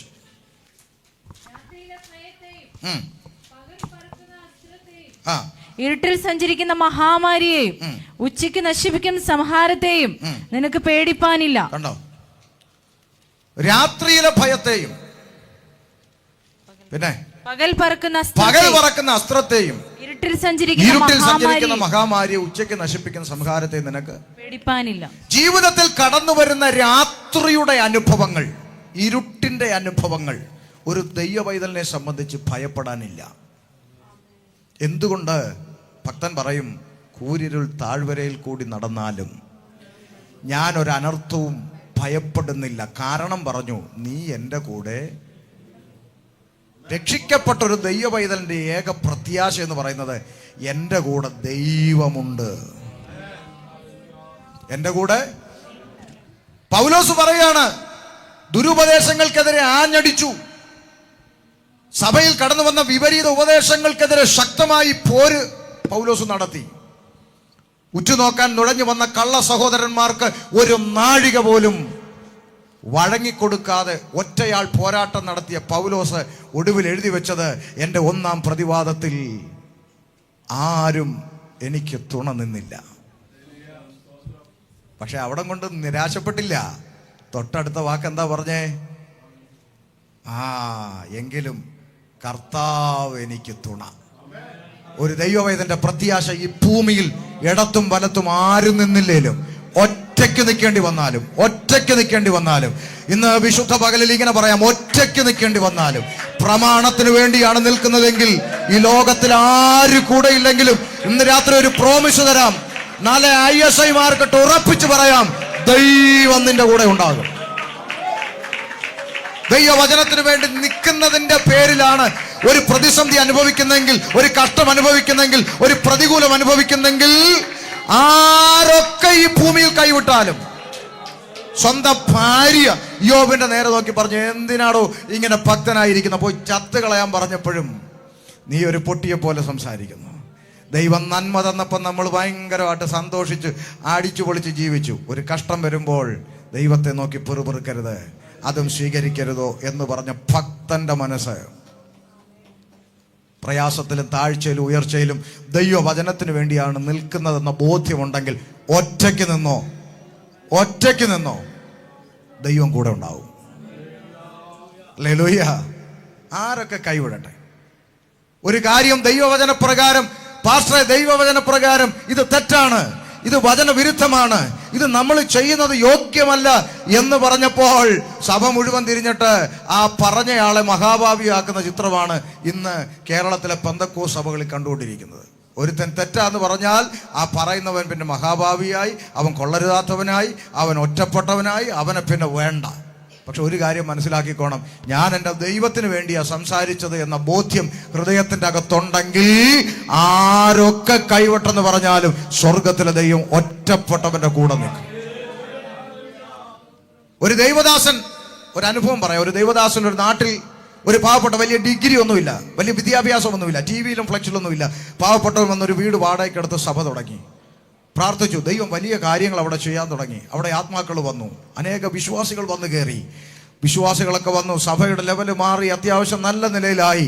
ഒത്തിരി ആളുകൾ വന്നുകൂടി ദൈവത്തെ ആരാധിക്കാൻ വന്നപ്പോൾ ചില ഉദ്യോഗസ്ഥന്മാരൊക്കെ വന്നു. അവിടെ നല്ല ഉദ്യോഗസ്ഥന്മാർ, സർക്കാർ ഉദ്യോഗസ്ഥന്മാർ, ജോലിക്കാരൊക്കെ നല്ല നല്ല ആളുകളൊക്കെ വന്നു. സഭ ഒന്ന് ഡെവലപ്പായി വന്നപ്പോൾ അവരെല്ലാം കൂടെ കമ്മിറ്റി രൂപീകരിച്ചിട്ട് പറഞ്ഞു, ഇത്രയും കാലം ആയില്ലേ, നമുക്ക് ഈ പാസ്റ്റർ, പുള്ളിക്ക് വലിയ ജ്ഞാനമൊന്നും ഇല്ല, വലിയ ഡിഗ്രി ഒന്നുമില്ല, പുള്ളിക്ക് ഇംഗ്ലീഷ് ബൈബിളൊന്നും കൈകാര്യം ചെയ്യാനും അറിയത്തില്ല. ഇപ്പോൾ സ്റ്റാൻഡേർഡ് കൂടിയപ്പോൾ പറഞ്ഞു ഈ പാസ്റ്റർ വേണ്ട. അവസാനം പുള്ളിയോട് പറഞ്ഞു, ഇവിടുന്ന് മാറണം, ഞങ്ങൾക്ക് വേറെ പാസ്റ്ററെ ആക്കണമെന്ന് പറഞ്ഞു. നോക്കണം, ആ ദേശത്ത് വന്ന് അടി കൊണ്ടത് ആ പുള്ളിയാണ്, BJP-കാരുടെ തല്ലുകൊണ്ടത് ആ പുള്ളിയാണ്. എന്തെല്ലാം പ്രതികൂലം അനുഭവിച്ച്, കഴിക്കാൻ ആഹാരമില്ലാതിരുന്നിട്ട് ഉപവസിച്ച് 4 തവണ 40 ഇരുന്നു, ഉണങ്ങി പ്രാർത്ഥിച്ച് നേടിയ സഭയാണ്. ആമേൻ. പുള്ളി പറഞ്ഞു, ഓക്കെ ഞാൻ പൊക്കോളാം എന്ന് പറഞ്ഞു. പുള്ളി ആ ആലയത്തിൽ നിന്ന് ഇറങ്ങി ഗേറ്റിൻ്റെ അവിടെ വെളിയിലോട്ട് ഇറങ്ങിയിട്ട് ഒരു വട്ടം കൂടെ തിരിഞ്ഞു നോക്കിയിട്ട് പുള്ളിയുടെ കണ്ണ് നിറഞ്ഞിട്ട് പുള്ളി ആ ഗേറ്റിൻ്റെ അവിടെ നിന്നുകൊണ്ട്, എന്നാലും എൻ്റെ കർത്താവേ, ഇത്രയധികം കഷ്ടപ്പെട്ടിട്ട് എന്നെ കറിവേപ്പില പോലെ എടുത്ത് കളഞ്ഞോ എന്ന് ചോദിക്കയിൽ പരിശുദ്ധാത്മാവ് തന്നോട് ഇടപെടുക. എടാ, അവരെന്നെ എപ്പോഴേ പുറത്താക്കി, എന്നെ എപ്പോഴേ പുറത്താക്കി, ഞാനില്ലാത്തടത്ത് നിനക്ക് ഇരിക്കണമെന്ന് ചോദിച്ചപ്പോൾ പുള്ളി സന്തോഷത്തോടെ സ്വോത്രം പാടിപ്പോയെന്ന്. ഇന്ന് അനേക സഭകളിൽ കമ്മിറ്റിയുണ്ട്, കർത്താവില്ല. ഉണ്ടെന്നാരും പ്രതീക്ഷിക്കണ്ട. അനേക സഭകളിൽ കർത്താവില്ല, കമ്മിറ്റിയുണ്ട്. എന്നാൽ ഇന്ന് രാവിലെ ഇങ്ങനെ പറയാം, ദൈവവചനത്തിന് വേണ്ടി ഒറ്റയ്ക്കാണെങ്കിലും തൻ്റെ അടുത്തോടെ നിൽക്ക്. ഞാൻ ദൈവിക കൽപ്പനയ്ക്ക് വേണ്ടിയാണ് നിന്നത്, വചനത്തിന് വേണ്ടിയാണ് ജീവിക്കുന്നത്. വചനവിരുദ്ധമായ കാര്യത്തിന് ഞാൻ കൈയടിക്കില്ല. വക്രതയുള്ളവനോട് ഞാൻ എതിർത്തു നിൽക്കുന്നു, ക്രമം കെട്ടവരോട് ഞാൻ അകന്നിരിക്കുന്നു. അതുകൊണ്ട് പ്രമാണത്തിന് വേണ്ടി നിൽക്കുന്നിടത്തോളം ഒറ്റയ്ക്കായിരുന്നാലും, കൂരിരുളിന്റെ താഴ്വര എൻ്റെ ജീവിതത്തിലേക്ക് കടന്നു വന്നാലും എൻ്റെ തലമുറ അത് കണ്ടു പഠിക്കട്ടെ. എൻ്റെ അപ്പൻ, എൻ്റെ അമ്മ, എൻ്റെ സഹോദരങ്ങൾ വചനത്തിനു വേണ്ടി നിന്നതുകൊണ്ടാണ് ഈ പ്രതിസന്ധി അവരനുഭവിക്കുന്നതെന്ന് എൻ്റെ തലമുറ കണ്ടുപഠിക്കട്ടെ. അവരും ദൈവവചനത്തിന്റെ പ്രമാണത്തിന് വേണ്ടി നിൽക്കട്ടെ. ഹല്ലേലൂയ. ഒറ്റയ്ക്ക് നിൽക്കണം, ഭയപ്പെടരുതെന്ന്. കൂരിരുളിന്റെ അനുഭവം ജീവിതത്തിൽ കടന്നു വരും, ഭയപ്പെടരുത്. ഇനി ഒരു കാര്യം കൂടെ ഞാൻ നിങ്ങളോട് പറയാം, സമയത്തിന്റെ പരിമിതി കൊണ്ട് വിശദീകരിക്കുന്നില്ല. ഒരു കാര്യം പറയാം, പഴയ നിയമത്തിലെ ഏതൊരു ഭക്തന്മാരുടെയും ജീവിതം നിങ്ങൾ എടുത്തു നോക്ക്. സകല ഭക്തന്മാരോടും ദൈവം സംസാരിക്കാൻ ഇറങ്ങിയിട്ടുള്ളത് സൂര്യൻ അസ്തമിച്ച ശേഷമാണ്, രാത്രിയുടെ യാമങ്ങളിൽ. ഒന്നുകൂടെ തെളിയിച്ചു പറഞ്ഞാൽ, യാക്കോബ് എവിടെയായിരുന്നു? യാബോക്ക് കടവിൽ. തൻ്റെ ഭാര്യ, തനിക്കുള്ള നന്മ, കന്നുകാലികൾ, സമ്പത്ത്, ആ തനിക്കുള്ളതൊക്കെയും എന്നാണ് പദം, തനിക്കുള്ളതൊക്കെയും അക്കരെ നിർത്തി താൻ ഒറ്റയ്ക്ക് ശേഷിച്ചു. എന്നിട്ട് എഴുതിയിരിക്കുന്നത്, ഒരു രാത്രി മുഴുവൻ ദൈവത്തോട് മല്ലു പിടിച്ചു. ചില ആളുകൾ വിചാരിച്ചിരിക്കുന്നത് ദൂതനുമായിട്ട് റെസ്ലിംഗ് നടത്തിയെന്നാണ് ചിലർ വിചാരിച്ചിരിക്കുന്നത്. റെസ്ലിംഗ് ഒന്നുമല്ല. ഹോശയ പ്രവാചകൻ അതിൻ്റെ ഇണവാക്യം അപ്പുറത്ത് എഴുതി വെച്ചു, അവൻ കരഞ്ഞ് അവനെ തോൽപ്പിച്ചു. നമ്മുടെ നാട്ടിൽ മലയാളികൾ പറയുന്ന ഒരു പദമുണ്ട്, എടാ ആണുങ്ങൾ കരയരുതെന്ന്, അല്ലേ? നാട്ടിലെ അമ്മമാർ പറയും, എടാ നാണക്കേട്, ആണുങ്ങൾ കരയരുതെന്ന്. ഇവിടെ ആണൊരുത്തൻ ഒരു രാത്രി മുഴുവൻ കരഞ്ഞു, നീ എന്നെ അനുഗ്രഹിച്ചിട്ടല്ലാതെ ഞാൻ നിന്നെ വിടത്തില്ലെന്ന്. ആണൊരുത്തൻ ഒരു രാത്രി മുഴുവൻ എന്ന് കരഞ്ഞപ്പോൾ സ്വർഗത്തിന് കണ്ണു മറച്ചു പോകാൻ കഴിഞ്ഞില്ലെന്ന്. അതുകൊണ്ട് ഒറ്റയ്ക്കായിരുന്നാലും കരച്ചിലിന്റെ മുമ്പിൽ, കണ്ണുനീരിന്റെ മുമ്പിൽ ഒറ്റപ്പെട്ടിരിക്കുന്നവന്റെ അടുത്ത് ഇറങ്ങി വരുന്ന ഒരു ദൈവമുണ്ടെങ്കിൽ ഇന്ന് രാത്രി, ഈ രാവിലെ ഞാൻ ഇങ്ങനെ പറയാം, ഭയപ്പെടരുത്, ഭയപ്പെടരുത്. രാത്രിയിലെ ഭയമരുത്, പകല് വരുന്ന അസ്ത്രത്തെ ഭയക്കരുത്, ഇരുട്ടിൽ സഞ്ചരിക്കുന്ന മഹാമാരിയെ ഭയപ്പെടരുത്. അതിന്റെ ഒറ്റ കാരണമേ ഉള്ളൂ, ദൈവം എൻ്റെ കൂടെ ഉണ്ടെന്നുള്ള ബോധ്യം. ദൈവം എൻ്റെ കൂടെ ഉണ്ടെന്നുള്ള ബോധ്യം. സ്തോത്രം. പല ആളുകൾ കഴിഞ്ഞ കാലങ്ങളായി പറഞ്ഞിട്ടുണ്ട് മണ്ടനാണെന്ന്. എന്നോട് പറഞ്ഞു, നിങ്ങൾ മണ്ടനാണ്, നിങ്ങൾക്ക് ചന്ത എറിഞ്ഞ് വ്യാപാരം ചെയ്യാൻ അറിയത്തില്ലെന്ന് പറഞ്ഞു. പാസ്റ്റർമാർ എൻ്റെ മുഖത്ത് നോക്കി പറഞ്ഞു, നിങ്ങൾക്ക് ചന്ത എറിഞ്ഞ് വ്യാപാരം ചെയ്യാൻ അറിയത്തില്ല. എന്താ അതെന്താന്ന് ചോദിച്ചു പറഞ്ഞു, നമ്മൾ ഈ CSIയിലും മർത്തോമയിലൊക്കെ കൺവെൻഷന് വിളിച്ചാൽ നമ്മൾ അവിടെ സ്നാനം മിണ്ടരുത്. മനസ്സിലായോ? അവർ പിന്നെയും വിളിക്കും. പിന്നെ ഈ ബ്രദറുകാരുടെ അടുക്ക ചെന്നാൽ നമ്മൾ വലിയ ബഹളമൊന്നും ഇല്ലാതെ ശാന്തമായി വചനം അങ്ങോട്ട് കൊടുക്കണം. പിന്നെ പെന്തക്കോസുകാരുടെ ഇടയിൽ ചെന്നാൽ നമ്മൾ ഉണർവിൻ്റെ മെസ്സേജ് അങ്ങോട്ട് അടിച്ചു വിടണം, സ്പ്രിങ് നിർത്തണം. ഇങ്ങനെ തരം അനുസരിച്ച് വ്യാപാരം ചെയ്താൽ കുറെ കാലം കൂടെ നിൽക്കാം. ഞാൻ പറഞ്ഞു, ഞാൻ ചന്തയിലല്ല, ദൈവസന്നിധിയിലാണ് കർത്താവിനെ പ്രസംഗിക്കുന്നത്. മനസ്സിലായോ? ആമേൻ. നോക്ക്, ദൈവത്തിന് വേണ്ടിയാണ് നിൽക്കുന്നതെന്ന ബോധ്യമുണ്ടെങ്കിൽ നമ്മളെ പുലർത്താൻ നമ്മുടെ ദൈവം വിശ്വസ്തനാണ്, മതിയായവനാണ്. ഒറ്റയ്ക്ക് നിന്നാലും പ്രമാണത്തിന് വേണ്ടി നിൽക്കണം. ഇന്ന് രാവിലെ ഞാൻ ഭയപ്പെടരുത്. 2 അപ്പോസ്തലപ്രവൃത്തി 18:9 വായിച്ചോ. ഇനി എന്ത് ഭയപ്പെടരുത്? രാത്രിയിൽ കർത്താവ് ദർശനത്തിൽ പൗലോസിനോട്, നീ ഭയപ്പെടാതെ പ്രസംഗിക്ക, മിണ്ടാതിരിക്കരുത്, ഞാൻ നിന്നോട് കൂടെ ഉണ്ട്, ആരും നിന്നെ കയ്യേറ്റം ചെയ്ത് ദോഷപ്പെടുത്തുകയില്ല, ഈ പട്ടണത്തിൽ എനിക്ക് വളരെ ജനമുണ്ട് എന്ന് അരുളി ചെയ്തു. നീ ഭയപ്പെടാതെ പ്രസംഗിക്ക, മിണ്ടാതിരിക്കരുത്. ദൈവം നിന്റെ ഹൃദയത്തിന്റെ അകത്തൊരു ആലോചന പറയാൻ ഏൽപ്പിച്ചിട്ടുണ്ടെങ്കിൽ ഏത് തമ്പുരാന്റെ മുഖത്ത് നോക്കിയും അത് പറയാൻ ഭയപ്പെടരുത്. ആമേൻ. ഏത് രാജാവിന്റെ മുഖത്ത് നോക്കിയും ദൈവം നിന്റെ അടുത്ത് ആലോചന തന്നിട്ടുണ്ടെങ്കിൽ അത് പറയാൻ ഭയപ്പെടരുത്. നീ മിണ്ടാതിരിക്കരുത്. കാരണം എന്താ? ലൂക്കോസ് 12:4. ലൂക്കോസ് 12:4.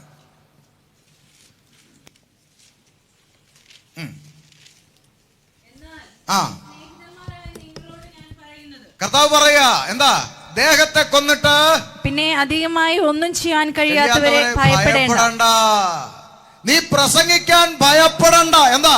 നിന്റെ ചുറ്റുവട്ടത്ത് നിൽക്കുന്ന സകല ആളുകൾക്കും പരമാവധി ചെയ്യാൻ കഴിയുന്നത് ഈ ദേഹത്തെ നശിപ്പിക്കുക എന്നുള്ളതാ. അതിന്റെ അപ്പുറത്ത് നിന്നെ ഒരു ചുക്കും ചെയ്യാൻ കഴിയത്തില്ല. അതുകൊണ്ട് നീ ഭയപ്പെടരുത്. പഴയ നിയമത്തിൽ യെഹെസ്കേൽ പ്രവാചകനെ അയക്കുമ്പോൾ ദൈവത്തിന്റെ ആത്മാവ് പറഞ്ഞേൽപ്പിക്കുന്നത്, എൻ്റെ ശുശ്രൂഷ ജീവിതത്തിൽ എന്നെ ഏറ്റവും കൂടുതൽ ധൈര്യപ്പെടുത്തിയ ഒരു വാക്യമാണ്. 2-ാം അധ്യായം 1 മുതൽ വായിച്ചു നോക്കിയ യെഹെസ്കേൽ 2:1 മുതൽ. അവൻ എന്നോട്, മനുഷ്യപുത്ര, നിവർന്നു നിൽക്ക, ഞാൻ നിന്നോട് സംസാരിക്കുമെന്ന് കൽപ്പിച്ചു. അവൻ എന്നോട് സംസാരിച്ചപ്പോൾ ആത്മാവ് എന്നിൽ വന്ന് എന്നെ നിവർന്നു നിൽക്കുമാറാക്കി. അവൻ എന്നോട് സംസാരിക്കുന്നത് ഞാൻ കേട്ടു.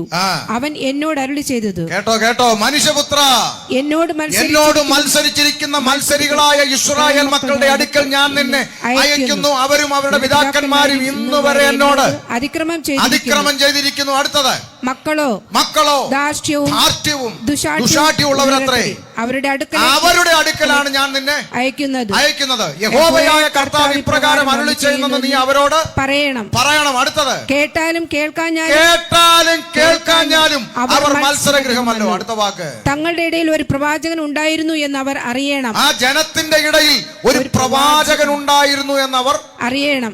ഈ വാക്ക് നിങ്ങൾ മനസ്സിലിട്ടോണേ. ജനത്തിന്റെ ഇടയിൽ ദൈവം അയച്ച ഒരു പ്രവാചകൻ ഉണ്ടെന്ന് ജനം അറിയണം. അതിനെന്ത് ചെയ്യണം എന്ന് നമുക്ക് പിന്നാലെ കാണാം. തൽക്കാലം ഇത് മനസ്സിലിട്ടോ, പ്രവാചകൻ ഉണ്ടെന്ന് അറിയണം. അടുത്തത്, നീയോ മനുഷ്യപുത്ര അവരെ പേടിക്കരുത്. നീ മനുഷ്യരെ പേടിക്കരുത്. പറക്കാരെയും മുള്ളും നിന്റെ അരികെ ഉണ്ടായിരുന്നാലും, കുത്തുന്ന മുള്ളും പറക്കാരെയും നിന്റെ അരികിൽ ഉണ്ടായിരുന്നാലും, തേളുകളുടെ ഇടയിൽ നീ പാർത്താലും അവരുടെ വാക്ക് പേടിക്കരുത്. അവരുടെ വാക്ക് നീ പേടിക്കരുത്. ദൈവത്തിന്റെ അരുളപ്പാട് ഏത് തമ്പുരാന്റെ മുമ്പിൽ അറിയിക്കാനും ഭയപ്പെടരുത്.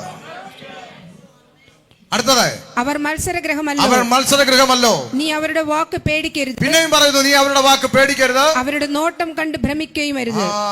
ചില ഉപദേശങ്ങളൊക്കെ ദൈവസഭയിലോട്ട് പറയുമ്പോൾ ചില കമ്മിറ്റിക്കാരൊക്കെ അവിടെ ഇരുന്നുകൊണ്ട് ഇങ്ങനെ കണ്ണുരുട്ടും. നീ കണ്ണുരുട്ടിയാ ഇവിടെ ഒരു ചുക്കും.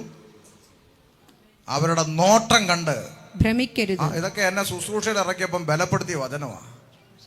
ചിലരൊക്കെ നിന്നെ എന്ത് ചെയ്യും? കണ്ണും തള്ളി നോക്കും. അതൊന്നും കണ്ട എന്ത് ചെയ്യരുത്? പേടിക്കരുത്. അവരുടെ നോട്ടം കണ്ട് ഭ്രമിക്കുകയും അരുത്. അടുത്തത്, അവർ കേട്ടാലും കേൾക്കാഞ്ഞാലും നീ എന്റെ വചനങ്ങളെ അവരോട് പ്രസ്താവിക്കണം. ഇനി നിങ്ങളൊന്ന് ശ്രദ്ധിച്ചേ.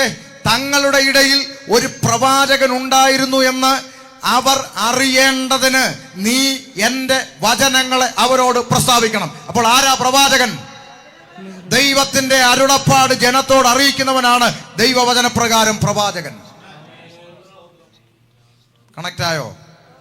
നീ എന്റെ വചനങ്ങളെ അവരോട് പ്രസ്താവിക്കണം. അവർ മഹാമത്സരികളല്ലോ. അടുത്തത്, നീയോ മനുഷ്യപുത്ര ഞാൻ നിന്നോട് സംസാരിക്കുന്നത് കേൾക്ക. നീ ആ മത്സരഗ്രഹം പോലെ മത്സരിക്കാനായിരിക്കരുത്. മതി. അവർ കേട്ടാലും അവർ കേൾക്കാഞ്ഞാലും അവരോട് വചനങ്ങളെ പ്രസ്താവിക്കാം. മതി മതി മതി മതി. ഒരു കാര്യം നമ്മൾ മനസ്സിലാക്കണം. കർത്താവ് നമ്മളോട് പറയാൻ പറയുന്നത് പൊട്ടനെ പോലെ കയറി നിന്ന് നമ്മൾ പറയുന്നു. എൻ്റെ മുമ്പിലിരിക്കുന്നവരെല്ലാം ഇത് അനുസരിച്ചോണമെന്ന് നിർബന്ധം പിടിച്ചിട്ട് പ്രസംഗിക്കാൻ പറ്റത്തില്ല. പറഞ്ഞേക്കുക എന്നുള്ളതേ നമ്മുടെ ദൗത്യമുള്ളൂ. കേട്ടാലും കേട്ടില്ലേലും അവനവൻ ദൈവമായിട്ട് തീർത്തോണം. പക്ഷെ എനിക്കിത് അറിയത്തില്ലായിരുന്നു കർത്താവേ എന്ന് നാളെ ഒരുത്തനും പറയാനിടവരരുത്. അതുകൊണ്ട് പറഞ്ഞു കൊടുക്കണം. കേട്ടാലും കേൾക്കാഞ്ഞാലും നീ എൻ്റെ വായിൻ വചനങ്ങളെ അവരോട് പ്രസ്താവിക്കണം. അപ്പൊ ഒന്ന്, രാത്രിയുടെ അനുഭവങ്ങളെ പേടിക്കരുത്. കൂരിരുളിന്റെ അനുഭവങ്ങളെ പേടിക്കരുത്. രണ്ട്, ദൈവത്തിന്റെ അരുളപ്പാട് പറയാൻ ഭയപ്പെടരുത്. മൂന്ന്, എബ്രായ ലേഖനം 2:15. എബ്രായർ 2:15 വേഗത്തിൽ. അധികാരിയായ പിശാചിനെ തന്റെ മരണത്താൽ നീക്കി ജീവപര്യന്തം മരണഭീതിയാൽ അടിമകളായിരുന്നവരെ ഒക്കെയും വിടുവിച്ചു. മരണഭയത്തിൽ നിന്ന് ദൈവം വിശുദ്ധന്മാരെ വിടുവിച്ചു. അതുകൊണ്ട് ഈ മരിക്കുമെന്ന് കേൾക്കും എന്ത് ചെയ്യരുത്? ഭയപ്പെടരുത് ദൈവമക്കളെ. ഇന്നല്ലെങ്കിൽ നാളെ കർത്താവ് വിളിച്ചാൽ പോണം. വീട്ടിന്റെ മുറ്റത്ത് ചുമ്മാ അങ്ങോട്ട് ഇറങ്ങി നിൽക്കുമ്പോൾ തലയിൽ ഒരു തേങ്ങ വീണാലും എന്ത് ചെയ്യും? പോകും. ഇവിടെ തേങ്ങ ഇല്ലാത്തതുകൊണ്ട് ഭാഗ്യമല്ലേ. സ്തോത്രം. അപ്പൊ ചിന്തിച്ചേ, നമ്മൾ ഈ ഹൈവേ കൂടെ 100, 110 എന്നും പറഞ്ഞ് അടിച്ചു വിട്ടു പോകുമ്പോൾ നമ്മുടെ കഴിവ് കൊണ്ടാണ്, ഞാൻ ഭയങ്കര എക്സ്പേർട്ട് ഡ്രൈവറാണെന്നൊക്കെ തോന്നിയോണ്ടാണോ നമ്മൾ ജീവനോട്ടിരിക്കുന്നത്? ഓപ്പോസിറ്റ് വരുന്ന ഏതെങ്കിലും ഒരു പാണ്ഡിയുടെയോ ഏതെങ്കിലും ബംഗാളിയുടെയോ ഏതെങ്കിലും ഒരുത്തൻ ഒന്ന് തുമ്മിപ്പോയാൽ മതി അല്ലേ? നമ്മുടെ കഴിവും ശ്രദ്ധയെല്ലാം അവിടെ തീർന്നു. ഒരുത്തൻ്റെ കണ്ണേൽ ഒരു പ്രാണി ഒന്ന് കുത്തിയാലും മതി, ഒരു പൊടിക്കാറ്റ് അവൻ്റെ കണ്ണിലോട്ട് അടിച്ചാലും മതി അല്ലേ? തീർന്നു. ഇതൊന്നും സംഭവിക്കാതെ ഈ പട്ടണത്തിൽ ഇത്രയും വർഷം എന്നെ നിങ്ങളെയൊക്കെ ഇവിടെ എവിടെയും പരിപാലിച്ച ദൈവം എൻ്റെ കൂടെ ഉണ്ടെന്നുള്ള ബോധ്യമുണ്ടെങ്കിൽ മരണകരമായ ഒന്നിനെയും നോക്കി ദൈവ കുഞ്ഞുങ്ങൾ ഭയപ്പെടരുത്. സ്തോത്രം. ഇനി ഒരു കാര്യം കൂടെ നിങ്ങളോട് ഞാൻ അല്പം കടുപ്പിച്ച് ആഴത്തി പറഞ്ഞുതരാം. ദൈവം നമ്മളെ വിളിച്ചതിൻ്റെ പിന്നിൽ ഓരോ വ്യക്തിക്കും വാഗ്ദത്തങ്ങൾ നൽകിയിട്ടുണ്ട്. പ്രവാചകൻ തലയെ കൈവച്ച് പറഞ്ഞ ദൂതൊന്നുമല്ല ഞാൻ പറയുന്നത്. നമ്മളോട് ദൈവം എന്ത് ചെയ്തിട്ടുണ്ട്? എല്ലാവരെയും വിളിച്ചതിൻ്റെ പിന്നിൽ ദൈവത്തിന് ഉദ്ദേശമുണ്ട്. ഞാൻ പറയാം, മരണത്തിലൂടെ പോയേച്ച് തിരിച്ചെഴുന്നേറ്റ് വന്ന് നിൽക്കുക ഞാൻ. എന്തുകൊണ്ടാണെന്ന് ചോദിച്ചാൽ, ഇനിയും ചില കവലകളിൽ ഞാൻ നിൽക്കേണ്ടത് ദൈവത്തിന് ആവശ്യമുണ്ട്. അല്ലാതെ പിന്നെ എന്നെ കൊണ്ട് വേറെ എന്ത് പ്രയോജനമാണ് ദൈവത്തിനുള്ളത്? ഇനിയും 10 പേരോട് സുവിശേഷം പറയാൻ കർത്താവിനൊരു കയ്യിൽ ഒരു ആയുധമായിട്ട് ദൈവത്തിന് എന്നെ ആവശ്യമുണ്ട്. കുറച്ചുകൂടെയൊക്കെ പറഞ്ഞേച്ച് പോകാം എന്ന് വിചാരിച്ചായിരിക്കും നിർത്തിയേക്കുന്നത്. ഒരാഴ്ചക്കുള്ളിൽ 2 സർജറിയും 2 അനസ്തേഷ്യയും കഴിഞ്ഞിട്ട് ഈ ആകെപ്പാട് 65-70 കിലോ ഉള്ള ഞാൻ പെൻസിൽ പോലെയായി വല്ലാത്തൊരു അവസ്ഥയിൽ കിടന്നിട്ട് ദേ എഴുന്നേറ്റ് വന്ന് വീണ്ടും വചനവുമായിട്ട് നിൽക്കുന്നെങ്കിൽ ഉദ്ദേശമുണ്ട് ദൈവത്തിന്. അതുകൊണ്ട് ദൈവത്തിന് നമ്മളെക്കുറിച്ച് വാഗ്ദത്തങ്ങളുണ്ട്. അപ്പോസ്തലപ്രവൃത്തി 27:24. 27:24. എന്റെ അടുക്കൽ നിന്ന് പൗലോസേ ഭയപ്പെടരുത്, നീ കൈസരുടെ മുമ്പിൽ നിൽക്കേണ്ടതാകുന്നു. നിന്നോടുകൂടെ യാത്ര ചെയ്യുന്നവരെയൊക്കെയും ദൈവം നിനക്ക് ദാനം ചെയ്തിരിക്കുന്നു എന്ന് പറഞ്ഞു. കണ്ടോ, പൗലോസേ ഭയപ്പെടരുത്. ദൂതൻ പൗലോസിനോട് വന്നിട്ട് പറഞ്ഞു, ഈ കപ്പൽ ഛേദത്തിലെ പ്രതിസന്ധികളൊന്നും കണ്ട് നീ എന്ത് ചെയ്യരുത്, ഭയപ്പെടരുത്. കാരണം ഈ കപ്പൽ യാത്രയുടെ പ്രതികൂലം നിന്നെയും നിന്റെ കൂടെ ഉള്ളവരെയും തീർക്കത്തില്ല. നിന്നെ കുറിച്ചൊരു വാഗ്ദത്തം ഉണ്ട്. നീ എവിടെ നിൽക്കണം? കൈസരുടെ മുമ്പിൽ നിൽക്കണം. അത് സംഭവിക്കാതെ നീ ഈ ലോകത്ത് നിന്ന് പോകത്തില്ല. ഒരു ഇണവാക്യം കൂടെ തരാം. ലൂക്കോസ് 2-ാം അധ്യായം 25-26.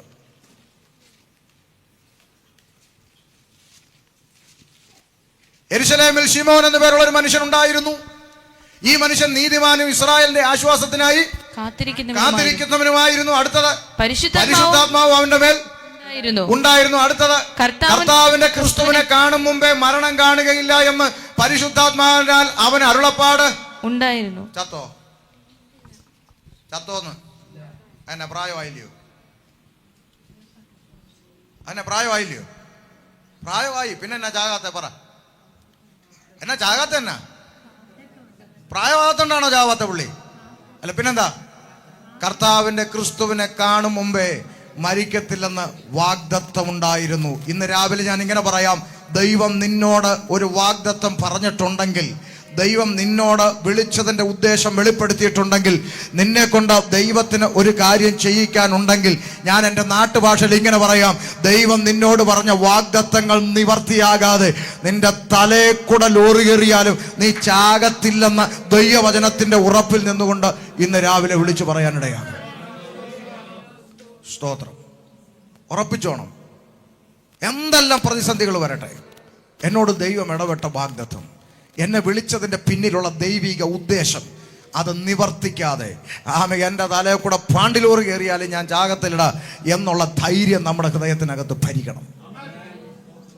പറഞ്ഞതുപോലെ കർത്താവിന്റെ ക്രിസ്തുവിനെ യേശു ക്രിസ്തുവിനെ കയ്യിലെടുത്തേച്ച് ആര് മരിച്ചേ? ശിമോൻ മരിച്ചേ. പുസ്തകം പഠിക്കണം. അത് സംഭവിക്കാതെ മരണം കാണുകയില്ലെന്ന് വാഗ്ദത്തം ഉണ്ടായിരുന്നു. പരിശുദ്ധാത്മാവിനാൽ വാഗ്ദത്തം ഉണ്ടായിരുന്നു. അതുകൊണ്ട് മരണത്തെ ഭയപ്പെടരുത്. ഇനി ഒന്നുകൂടെ പറയാം, പിശാചിനെ ഭയപ്പെടരുത്. ആ പോയിന്റ് ഒന്ന് പറയണം. എന്തെന്നറിയാമോ? ഇന്ന് അനേക പാസ്റ്റർമാർക്കും ജീവിക്കാനുള്ളൊരു ഉപകാരം ആരാ? പിശാച. അതില്ലെങ്കിൽ അനേക പാസ്റ്റർമാർ പട്ടിണിയായാണ്. എന്ത് പറഞ്ഞാ പേടിപ്പിക്കുന്നത്? ഈ പുസ്തകം മുമ്പിൽ വെച്ചുകൊണ്ട് ഞാൻ നിങ്ങളോട് ചോദിക്കുക, രക്ഷിക്കപ്പെട്ട് സ്നാനപ്പെട്ട് ദൈവകൃപയിൽ നിൽക്കുന്ന ഒരു ദൈവ പൈതലിന്റെ മേൽ പിശാചിന് എന്തെങ്കിലും അധികാരമുണ്ടോ? ഉണ്ടെങ്കിൽ നിങ്ങൾ ഈ യോഗം കഴിയുമ്പം വാക്യമെടുത്ത് എന്നെ ഒന്ന് പഠിപ്പിച്ചു തരണം. എന്തെങ്കിലും പറഞ്ഞ വാക്ക് ശ്രദ്ധിച്ചോണം. ഈ കൃപയിൽ പെന്തിക്കോസുകാരനാണെന്നൊന്നും ഞാൻ പറയത്തില്ല. പെന്തിക്കോസുകാരെല്ലാം കൃപയിലൊന്നുമല്ല. രക്ഷിക്കപ്പെട്ട് സ്നാനപ്പെട്ട് ദൈവകൃപയിൽ നിലനിൽക്കുന്നവന് പിശാചുമായിട്ട് എന്ത് ബന്ധം? അവന്റെ അടിമത്വത്തിൽ നിന്ന് വിടുവിച്ച് കർത്താവിന്റെ ഉള്ളം കരത്തിൽ വച്ചിരിക്കുന്നു. മഹത്വത്തിന്റെ പ്രത്യാശയായ ക്രിസ്തു എന്നിലും നിന്നിലും വസിക്കുന്നു. അവിടെ പിശാചിന് എന്താ റോള്? അതാ ഞാൻ കഴിഞ്ഞ ദിവസങ്ങളിൽ പറഞ്ഞ്, ആരാധിക്കണമെന്നൊക്കെ ഉണ്ട് പാസ്റ്ററെ, പിശാച് സമ്മതിക്കുന്നില്ലെന്നും. പിശാച് സമ്മതിച്ചിട്ട് വേണോ നീ ആരാധിക്കാൻ? ആരാധിക്കാൻ പിശാചിന്റെ സമ്മതം വേണോ വേണ്ടയോ? പറ. ദൈവത്തെ ആരാധിക്കാൻ പിശാചിന്റെ സമ്മതം വേണോ? ഇപ്പോഴും രക്ഷിക്കപ്പെട്ട് സ്നാനപ്പെട്ടിട്ടും പിശാചിനെ വിടാൻ പറ്റുന്നില്ല നമ്മുടെ ആളുകൾക്ക്. എന്താണെന്ന് എനിക്കറിയത്തില്ല. ഞാൻ നിവർന്നു നിന്നുകൊണ്ട് പറയാം, പിശാചിന് എൻ്റെ മേൽ ഒരു അധികാരവും ഓടാ. എനിക്ക് കാര്യമുള്ളത് ദൈവമായിട്ടാണ്. ഇനിയിപ്പോൾ ഞാൻ എൻ്റെ ജീവിതത്തിൽ എനിക്കൊരു കുറ്റം സംഭവിച്ചാൽ എന്നെ എടുത്ത് നേരെ പിശാചിന് ഇട്ട് കൊടുക്കുകയാണോ ദൈവം ചെയ്യുന്നത്? അല്ല. ദൈവം പറയുന്നത് ദൈവം എന്നെ ബാലശിക്ഷ കഴിക്കും. പിശാചിന് അനുവദിച്ചു കൊടുക്കുന്ന ഘട്ടം എപ്പോഴാന്നും കൂടെ പഠിക്കണം. മക്കളായി നിൽക്കുന്നിടത്തോളം ബാലശിക്ഷയിലൂടെ പോകുന്നത്. മക്കളായി നിൽക്കുന്നിടത്തോളം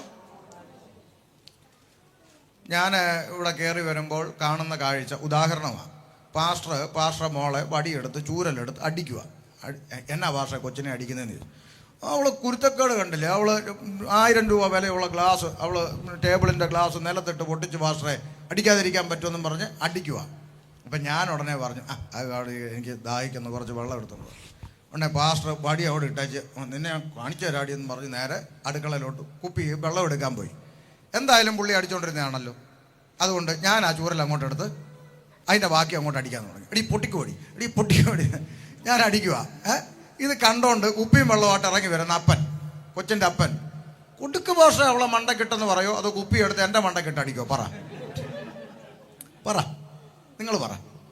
ഇനി പാസ്റ്റർ ആയതുകൊണ്ട് ചിലപ്പോൾ എന്നെ അടിച്ചില്ലെന്ന് വെച്ചോ. എന്നാലും ഞാൻ ഉദാഹരണത്തിന് പറയും. എന്നാലും എന്താ പറയുക അപ്പൻ? എടാ എൻ്റെ കൊച്ചു തെറ്റ് ചെയ്തെങ്കിൽ അവളെ ശിക്ഷിക്കാൻ അപ്പനായി ഞാനുണ്ട്, ഞാൻ അടിച്ചെന്നിരിക്കും എന്ന് കരുതി വഴിയെ പോകുന്നവർക്കെല്ലാം കയറി അടിക്കാൻ ഇത് പൊതുവക അല്ലേ? രക്ഷിക്കപ്പെട്ട ദൈവ കുഞ്ഞുങ്ങളുടെ ജീവിതത്തിൽ ഒരു കുറ്റം സംഭവിച്ചാൽ നമുക്കൊരു പിതാവുണ്ട്. ആ ദൈവം നമ്മെ ബാലശിക്ഷ കഴിക്കും, നമ്മെ നേരായ പാതയിലേക്ക് കൊണ്ടുവരും. കണ്ടവനും പോകുന്നവനും കയറി അടിക്കാൻ ഇത് പൊതുവകയല്ല, രക്തം വില കൊടുത്ത് വാങ്ങിച്ചതാണ്. ഈ ബോധ്യം നമുക്കില്ല. നമ്മൾ എന്ത് പറഞ്ഞാലും പിശാചിന്റെ പണ്ടൊരുത്തൻ കിണറ്റിൻകര കിടന്ന് ഉറങ്ങിയപ്പം കഥയാ, കിണറ്റിന്റെ വരമ്പേ കയറി കിടന്ന് ഉറങ്ങിയെന്ന്. പിശാച് വന്ന് ഇവനെ ഒറ്റ അടി കൊടുത്തിട്ട് പറഞ്ഞു, എഴുന്നേറ്റ് വീട്ടിൽ പോയി കിടന്ന് ഉറങ്ങടാന്ന്. എന്താ ഇനി നീ ഉറങ്ങി തലയും കുത്തി കിണറ്റിൽ വീണേച്ച് ഞാൻ തെള്ളി കിട്ടെന്ന് പറയാനല്ലേ? കഥയാണെങ്കിലും അതിനകത്തൊരു പോയിന്റ് ഉണ്ട്. എന്ത് സംഭവിച്ചാലും നമ്മൾ ആരെ തലയെ കൊണ്ടങ്ങ് വെക്കും? കർത്താവ് എനിക്ക് പറ്റിപ്പോയപ്പാ, എൻ്റെ ജീവിതത്തിൽ ഒരു പാളിച്ച പറ്റിപ്പോയപ്പാ, എനിക്ക് തെറ്റ് പറ്റിപ്പോയപ്പാ, ഞാൻ ദൈവസന്നിധി ഞാൻ മടങ്ങി വരിക അപ്പാ എന്ന് പറയാൻ നമുക്ക് മനസ്സില്ല. നമ്മൾ ആരെ തലയെ വെക്കും? പോരാട്ടം, ബന്ധനം. ഇതില്ലെങ്കിൽ ഒരു സുഖമില്ലെന്നാ. രാത്രിയുടെ മണ്ഡലങ്ങളിൽ ഉറക്കം തരത്തിൽ നിന്ന് വാദിച്ചുകൊണ്ട് ഉറങ്ങാതെ ചെവിക്ക് ചുറ്റും മൂളിപ്പറന്ന് രക്തം കുടിക്കുമെന്ന് വെല്ലുവിളിക്കുന്ന രക്തദാഹിയായ ഈഡിസ് കൊതുകുകളുടെ വ്യാപാരം. കരങ്ങളെ ചേർത്തടിച്ചാൽ കരങ്ങളുടെ ഇടയപ്പെട്ട് കൊതുകുകൾ അമരുന്നു എന്ന് പറഞ്ഞാൽ നമ്മൾ ആത്മാവിലാകുന്ന ലെവലായി ഇപ്പൊ കാണും. ഇത് പറയാനൊരു ശൈലി വേണമെന്നുള്ളു. രാത്രിയുടെ മണ്ഡലങ്ങളിൽ ഉറക്കം തരത്തില്ലെന്ന് വാദിച്ചു. അല്ല, പണ്ടത്തെ ലോട്ടറി കച്ചവടക്കാരനെ തൈല കച്ചവടക്കാരനെപ്പോൾ എൻ്റെ ദൈവമക്കളെ ഒന്നും മനസ്സിലാക്കുക, നമുക്ക് കാര്യമുള്ളത് നമ്മുടെ ദൈവമായിട്ടാണ്. നമ്മുടെ ജീവിതത്തിൽ പിശാചിനങ്ങ് ഒരു റോളും ഇല്ലെന്ന് പോയി പണി നോക്കാൻ പറയുന്നേ.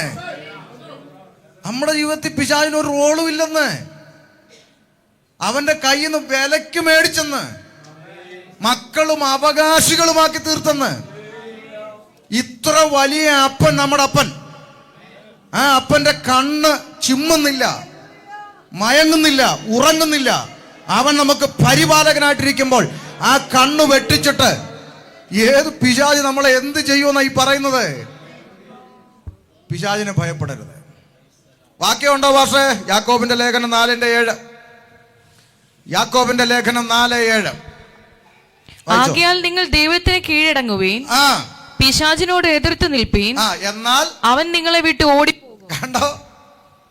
കണ്ടോ നോക്ക്, പിശാച് ദൈവമക്കളെ സംബന്ധിച്ചിടത്തോളം ദൈവമക്കൾ കൃപയിലേക്ക് കയറി കഴിഞ്ഞാൽ പിന്നെ ഇവൻ നമ്മുടെ പിറകെ നടക്കുക. നമ്മുടെ ജീവിതത്തിൽ റോളൊന്നുമില്ല. അലറുന്ന സിംഹം പോലെ ആരെ വിഴുങ്ങേണ്ടെന്ന് വെച്ച് ഇവൻ എന്ത് ചെയ്യുക? ചുറ്റി നടക്കുക പിറകെ. എന്തിനാ? ഈ കൃപക്കകത്ത് നിന്ന് നീ പുറത്ത് ചാടിയാൽ നിന്നെ വിഴുങ്ങും. അതിനാ നടക്കുന്നത്. അതുകൊണ്ടാണ് ഞാൻ ആദ്യം പറഞ്ഞേ, ഈ കൃപയിൽ നിലനിൽക്കുകയാണെന്ന ബോധ്യമുണ്ടെങ്കിൽ പിശാചിന് നിന്നെയോ നിന്റെ തലമുറയോ നിന്റെ കുടുംബത്തിന്റെ മേലോ ഒരു ബന്ധവുമില്ല. Praise the Lord. ഇവിടെ പറയുന്നത് ദൈവത്തിന് എന്ത് ചെയ്യണം? കീഴടങ്ങണം. പിശാചിനോട് എന്ത് ചെയ്യണം? എതിർത്ത് നിൽപ്പേ. എന്റെ പൊന്നെ, നമ്മൾ നേരെ തല തിരിഞ്ഞാ കിടക്കുന്നത്. എന്തുവാ? ദൈവം എന്ന് പറഞ്ഞാൽ ഒരു ഭയവും ഇല്ല. പിശാചെന്ന് കേട്ടാലേ പേടി. ഒന്ന് തിരിഞ്ഞു വാ. ദൈവത്തെ ഭയപ്പെട്, പിശാചിനോട് എതിർത്ത് നിൽക്ക്. ദൈവത്തിന് കീഴടങ്ങും, പിശാചിനോട്. എന്നാൽ അവൻ നിങ്ങളെ വിട്ട് ഓടിപ്പോകുമെന്ന്. അപ്പൊ ദൈവ കുഞ്ഞുങ്ങൾക്ക് പിശാചിനെ ഭയപ്പെടേണ്ട യാതൊരു ആവശ്യവും ഇല്ല. എഫെസ്യ ലേഖനം 4-ാം അധ്യായം 26-27 വാക്യങ്ങൾ എന്താ പറയുന്നത്? വായിച്ചേ. കോപിച്ചാൽ പാപം ചെയ്യാതിരിപ്പീൻ. സൂര്യൻ അസ്തമിക്കുവോളം നിങ്ങൾ കോപം വെച്ചുകൊണ്ടിരിക്കരുത്. പിശാചിന് ഇടം കൊടുക്കരുത്. ദൈവ കുഞ്ഞുങ്ങളോട് പറയുകയാണ്, കോപിച്ചാൽ. അപ്പൊ കോപം പാപമാണോ? അല്ല, കോപം പാപമല്ല. പക്ഷെ കോപിച്ചാൽ പാപം ചെയ്യാൻ സാധ്യതയുണ്ട്. കോപം ജഡത്തിന്റെ പ്രവൃത്തിയാ. കോപം ജഡത്തിന്റെ പ്രവൃത്തിയാ. പിണക്കം ജഡത്തിന്റെ പ്രവൃത്തിയാ. ദേഷ്യം ജഡത്തിന്റെ പ്രവൃത്തിയാ. എന്നാൽ ഇത് നമ്മൾ വെളിപ്പെട്ടാൽ ഇത് നമ്മളെ എങ്ങോട്ട് കൊണ്ടുപോകും? ദൈവത്തിന് വിരോധമായി പാപം ചെയ്യിക്കാൻ സാധ്യതയുണ്ട്. അതുകൊണ്ട് കോപിച്ചാൽ പാപം ചെയ്യാതിരിപ്പാൻ സൂക്ഷിച്ചുകൊള്ളുവിൻ. നമ്മൾ വീട്ടിലൊക്കെ നല്ല രീതിയിൽ കോപിക്കും, അല്ലേ? 101-ാം സങ്കീർത്തനം 3-ാം വാക്യം എന്താ പറയുന്നത്? വായിച്ചേ. 101:3. കണ്ണിന് മുമ്പിൽ വയ്ക്കുകയില്ല. ക്രമം കെട്ടവരുടെ പ്രവൃത്തിയെ ഞാൻ വെറുക്കുന്നു. അത് എന്നോട് ചേർന്ന് പറ്റുകയില്ല. രണ്ടാം വാക്യം വായിച്ചു. ഞാൻ നിഷ്കളങ്ക മാർഗത്തിൽ ശ്രദ്ധ വെക്കും. എപ്പോൾ നീ എന്റെ അടുക്കൽ വരും, ഞാൻ എന്റെ വീട്ടിൽ നിഷ്കളങ്ക ഹൃദയത്തോടെ പെരുമാറും. എല്ലാവരും ആ വാക്യം ഒന്ന് വായിച്ചു. എല്ലാവരും വായിച്ചട്ടെ, ഞാൻ ബാക്കി പ്രസംഗിക്കും. ഞാൻ നിഷ്കളങ്ക മാർഗത്തിൽ ശ്രദ്ധ വെക്കും. അമ്മ വായിച്ചല്ലേ? ഇനി എല്ലാവരും വായിക്കട്ടെ. വായര്, എല്ലാവരും വായര്. ശ്രദ്ധ വെക്കും. എപ്പോൾ നീ എന്റെ അടുക്കൽ വരും. അടുത്ത വാക്കെല്ലാവരും. ഞാൻ എന്റെ വീട്ടിൽ. പക്ഷെ ആ വീട്ടിലെന്നുള്ള പദം ഒന്ന് മാറ്റിയിട്ട് ചർച്ചിൽ എന്നാക്കിയിരുന്നെങ്കിൽ നമുക്ക് വളരെ സന്തോഷമായിരുന്നു. ഞാൻ എൻ്റെ ചർച്ചിൽ ചർച്ചിലെല്ലാം നമ്മൾ മാടപ്രാവ. പക്ഷെ വീട്ടിലോ? അവിടെയാണ് ഉത്തരം കണ്ടെത്തേണ്ടത്. ഈ ഞങ്ങളെ പ്രതികൂട്ടിലാക്കാം, നിങ്ങളെ വിടുന്നു, ഞങ്ങളെ പ്രതികൂട്ടിലാക്കാം. ഈ ചില പാസ്റ്റർമാർ സ്റ്റേജിൽ പ്രസംഗിക്കുമ്പം നമ്മൾ നൈസായിട്ട് അവരുടെ ഭാര്യമാരുടെ മുഖത്തോട്ട് നോക്കിയാൽ മതി. കൃപയിൽ നിൽക്കുന്ന പാസ്റ്റർമാരാണെങ്കിൽ അവർ പ്രസംഗിക്കുമ്പോൾ ദൈവദാസിമാർ അവിടെ ഇരുന്ന് പ്രാർത്ഥിക്കും, സ്തോത്രം ചെയ്യും. കർത്താവേ, നിന്റെ ദാസനെ ദൈവം ഉപയോഗിക്കണമെന്നൊക്കെ പറഞ്ഞ് അവർ പ്രാർത്ഥനയോടെ ഇരിക്കും. ചില പാസ്റ്റർമാർ സ്റ്റേജിൽ പ്രസംഗിക്കുമ്പോൾ ഭാര്യമാരുടെ മുഖത്തോട്ട് നോക്കണം. അവർ എന്നാ പെർഫോമൻസാ എല്ലാം കഴിയും. വീട്ടിലെന്നാ കോലമൊന്നും ഞാനല്ലേ കാണുന്നു. സ്തോത്രം. വീട്ടിലാണ് യഥാർത്ഥ രൂപം വെളിപ്പെടുന്നത്, അല്ലേ? ഞാൻ എൻ്റെ വീട്ടിൽ നിഷ്കളങ്ക ഹൃദയത്തോടെ. നമ്മളൊന്ന് ചിന്തിച്ച, വീട്ടിൻ്റെ അകത്ത് നമ്മൾ ചെന്ന് കഴിഞ്ഞാൽ നമ്മൾ പിന്നെ അങ്ങോട്ട് ദേഷ്യപ്പെട്ട് നമ്മൾ ആള് വേറെ, ഇവിടെ ദൂതനും അവിടെ ഭൂതവുമായിട്ട് മാറും. അപ്പോൾ നമുക്ക് പറയാണ്, കോപം വരാം, ദേഷ്യം വരാം. അതുകൊണ്ടല്ലേ നമുക്ക് ആ ഓപ്ഷൻ തന്നേ. കോപിച്ചാൽ കോപം വരാം, ജഡത്തിൻ്റെ സ്വഭാവമാണ്. പെട്ടെന്ന് ദേഷ്യം വരാം. എനിക്കും വരുമല്ലോ, എനിക്കും വരും. പക്ഷെ നമുക്ക് തരുന്ന താക്കീത് എന്താ? കോപിച്ചാൽ പാപം ചെയ്യാതിരിക്കുക. അപ്പൊ ദേഷ്യപ്പെട്ടു, ആ ദേഷ്യപ്പെട്ടിട്ട് ഭാര്യയെ ഒരൊറ്റ അടി കൊടുത്താൽ എന്തായി? പാപം ചെയ്തു, സ്വന്തം ശരീരത്തിന് വിരോധമായി, അല്ലേ? ഭാര്യയെ സ്നേഹിക്കുന്നു, സ്വന്തം ശരീരത്തെ സ്നേഹിക്കുന്നു. ആരെങ്കിലും സ്വന്തം ശരീരത്തെ ഒരു നാളും പകച്ചിട്ടില്ലല്ലോ എന്നാണ് ദൈവവചനം. അപ്പോൾ ഒരൊറ്റ അടി കൊടുത്തു. ദൈവവചനത്തിന് വിരുദ്ധമായ പ്രവൃത്തിയിലേക്ക് നമ്മൾ പോയി. പാടില്ല. ദൈവവചനം പറയുന്നു, പിശാചിന് ഇടം കൊടുക്കരുത്. എന്താ ഈ ഇടം കൊടുക്കരുതെന്ന് പറയുന്ന പദം? പിശാചിന് ദൈവമക്കളുടെ ജീവിതത്തിൽ ഒരു ബന്ധവുമില്ല എന്ന് പാസ്റ്റർ പറഞ്ഞു. ഇപ്പൊ നമ്മൾ വായിച്ചത് പിശാചിന് ഇടം കൊടുക്കരുത്. ശ്രദ്ധിച്ചു കേട്ടോ, എങ്ങനെ ഇടം കൊടുക്കുന്നതെന്ന്. ഇപ്പോ നമ്മുടെ ജിജു പറഞ്ഞു ഇരിക്കട്ടെ. പുള്ളിക്കാരൻ ഭാര്യയും മക്കളെയും വീട്ടിൻ്റെ അകത്ത് സേഫ് ആട്ടാക്കി. വലിയ പ്രതിസന്ധിയുണ്ട്, ഒരു വലിയ ബിസിനസ്മാനാണ്, വലിയ പ്രതിസന്ധിയുണ്ട്. അപ്പം ഭാര്യ മക്കളെയും വീട്ടിൻ്റെ അകത്താക്കിയിട്ട് പറഞ്ഞു, ഇച്ചിരി പ്രശ്നത്തിലവിടെ ഞാൻ പോകുന്നത്, ഒരു കാര്യം ചെയ്യണം, ആര് വന്ന് വിളിച്ചാലും എന്ത് ചെയ്യരുത്, വാല് തുറക്കരുതെന്ന് പറയും. എന്നിട്ടും പോരാഞ്ഞിട്ട് ഒരു സെക്യൂരിറ്റിയെ തോക്കും കൊടുത്ത് എന്ത് ചെയ്തു? നിർത്തി. അനുവാദമില്ലാതെ ആരകത്ത് കയറിയാലും വെടി വെച്ചേക്കാനുള്ള ഓർഡറും കൊടുത്തു. നിങ്ങൾ ശ്രദ്ധിച്ച് കേട്ടോണം, ചെറിയ കാര്യമല്ല ഈ പറയുന്നത്. ഈ മനുഷ്യൻ പോയി. ഈ മനുഷ്യൻ പോയിട്ട് ആ വീട്ടിലേക്ക് ആര് അതിക്രമിച്ച് കയറി തൻ്റെ ഭാര്യയും മക്കളെ ഉപദ്രവിക്കാൻ ശ്രമിച്ചാലും മുമ്പിൽ നിൽക്കുന്ന സെക്യൂരിറ്റി എന്ത് ചെയ്യും? പറ, വെടിവെക്കും. അത്രയും കെയർഫുൾ ആയിട്ടാണ് ഈ മനുഷ്യൻ നിർത്തിയിരിക്കുന്നത്. പക്ഷെ ഒരൊറ്റ ചോദ്യം നിങ്ങളോട് ചോദിക്കാം. ഈ സെക്യൂരിറ്റിക്കാരനെ മിണ്ടാതാക്കിക്കൊണ്ട് ഒരാൾക്കകത്ത് കയറാൻ വഴിയുണ്ടോ? ഉണ്ടോ? ഉണ്ടോ ഇല്ലയോ? ഉണ്ട്. ഒരു വഴിയുണ്ട്. എന്താ വഴി? പറ. അറിയത്തില്ല. ഒരു വഴിയുണ്ട്, പറയാം.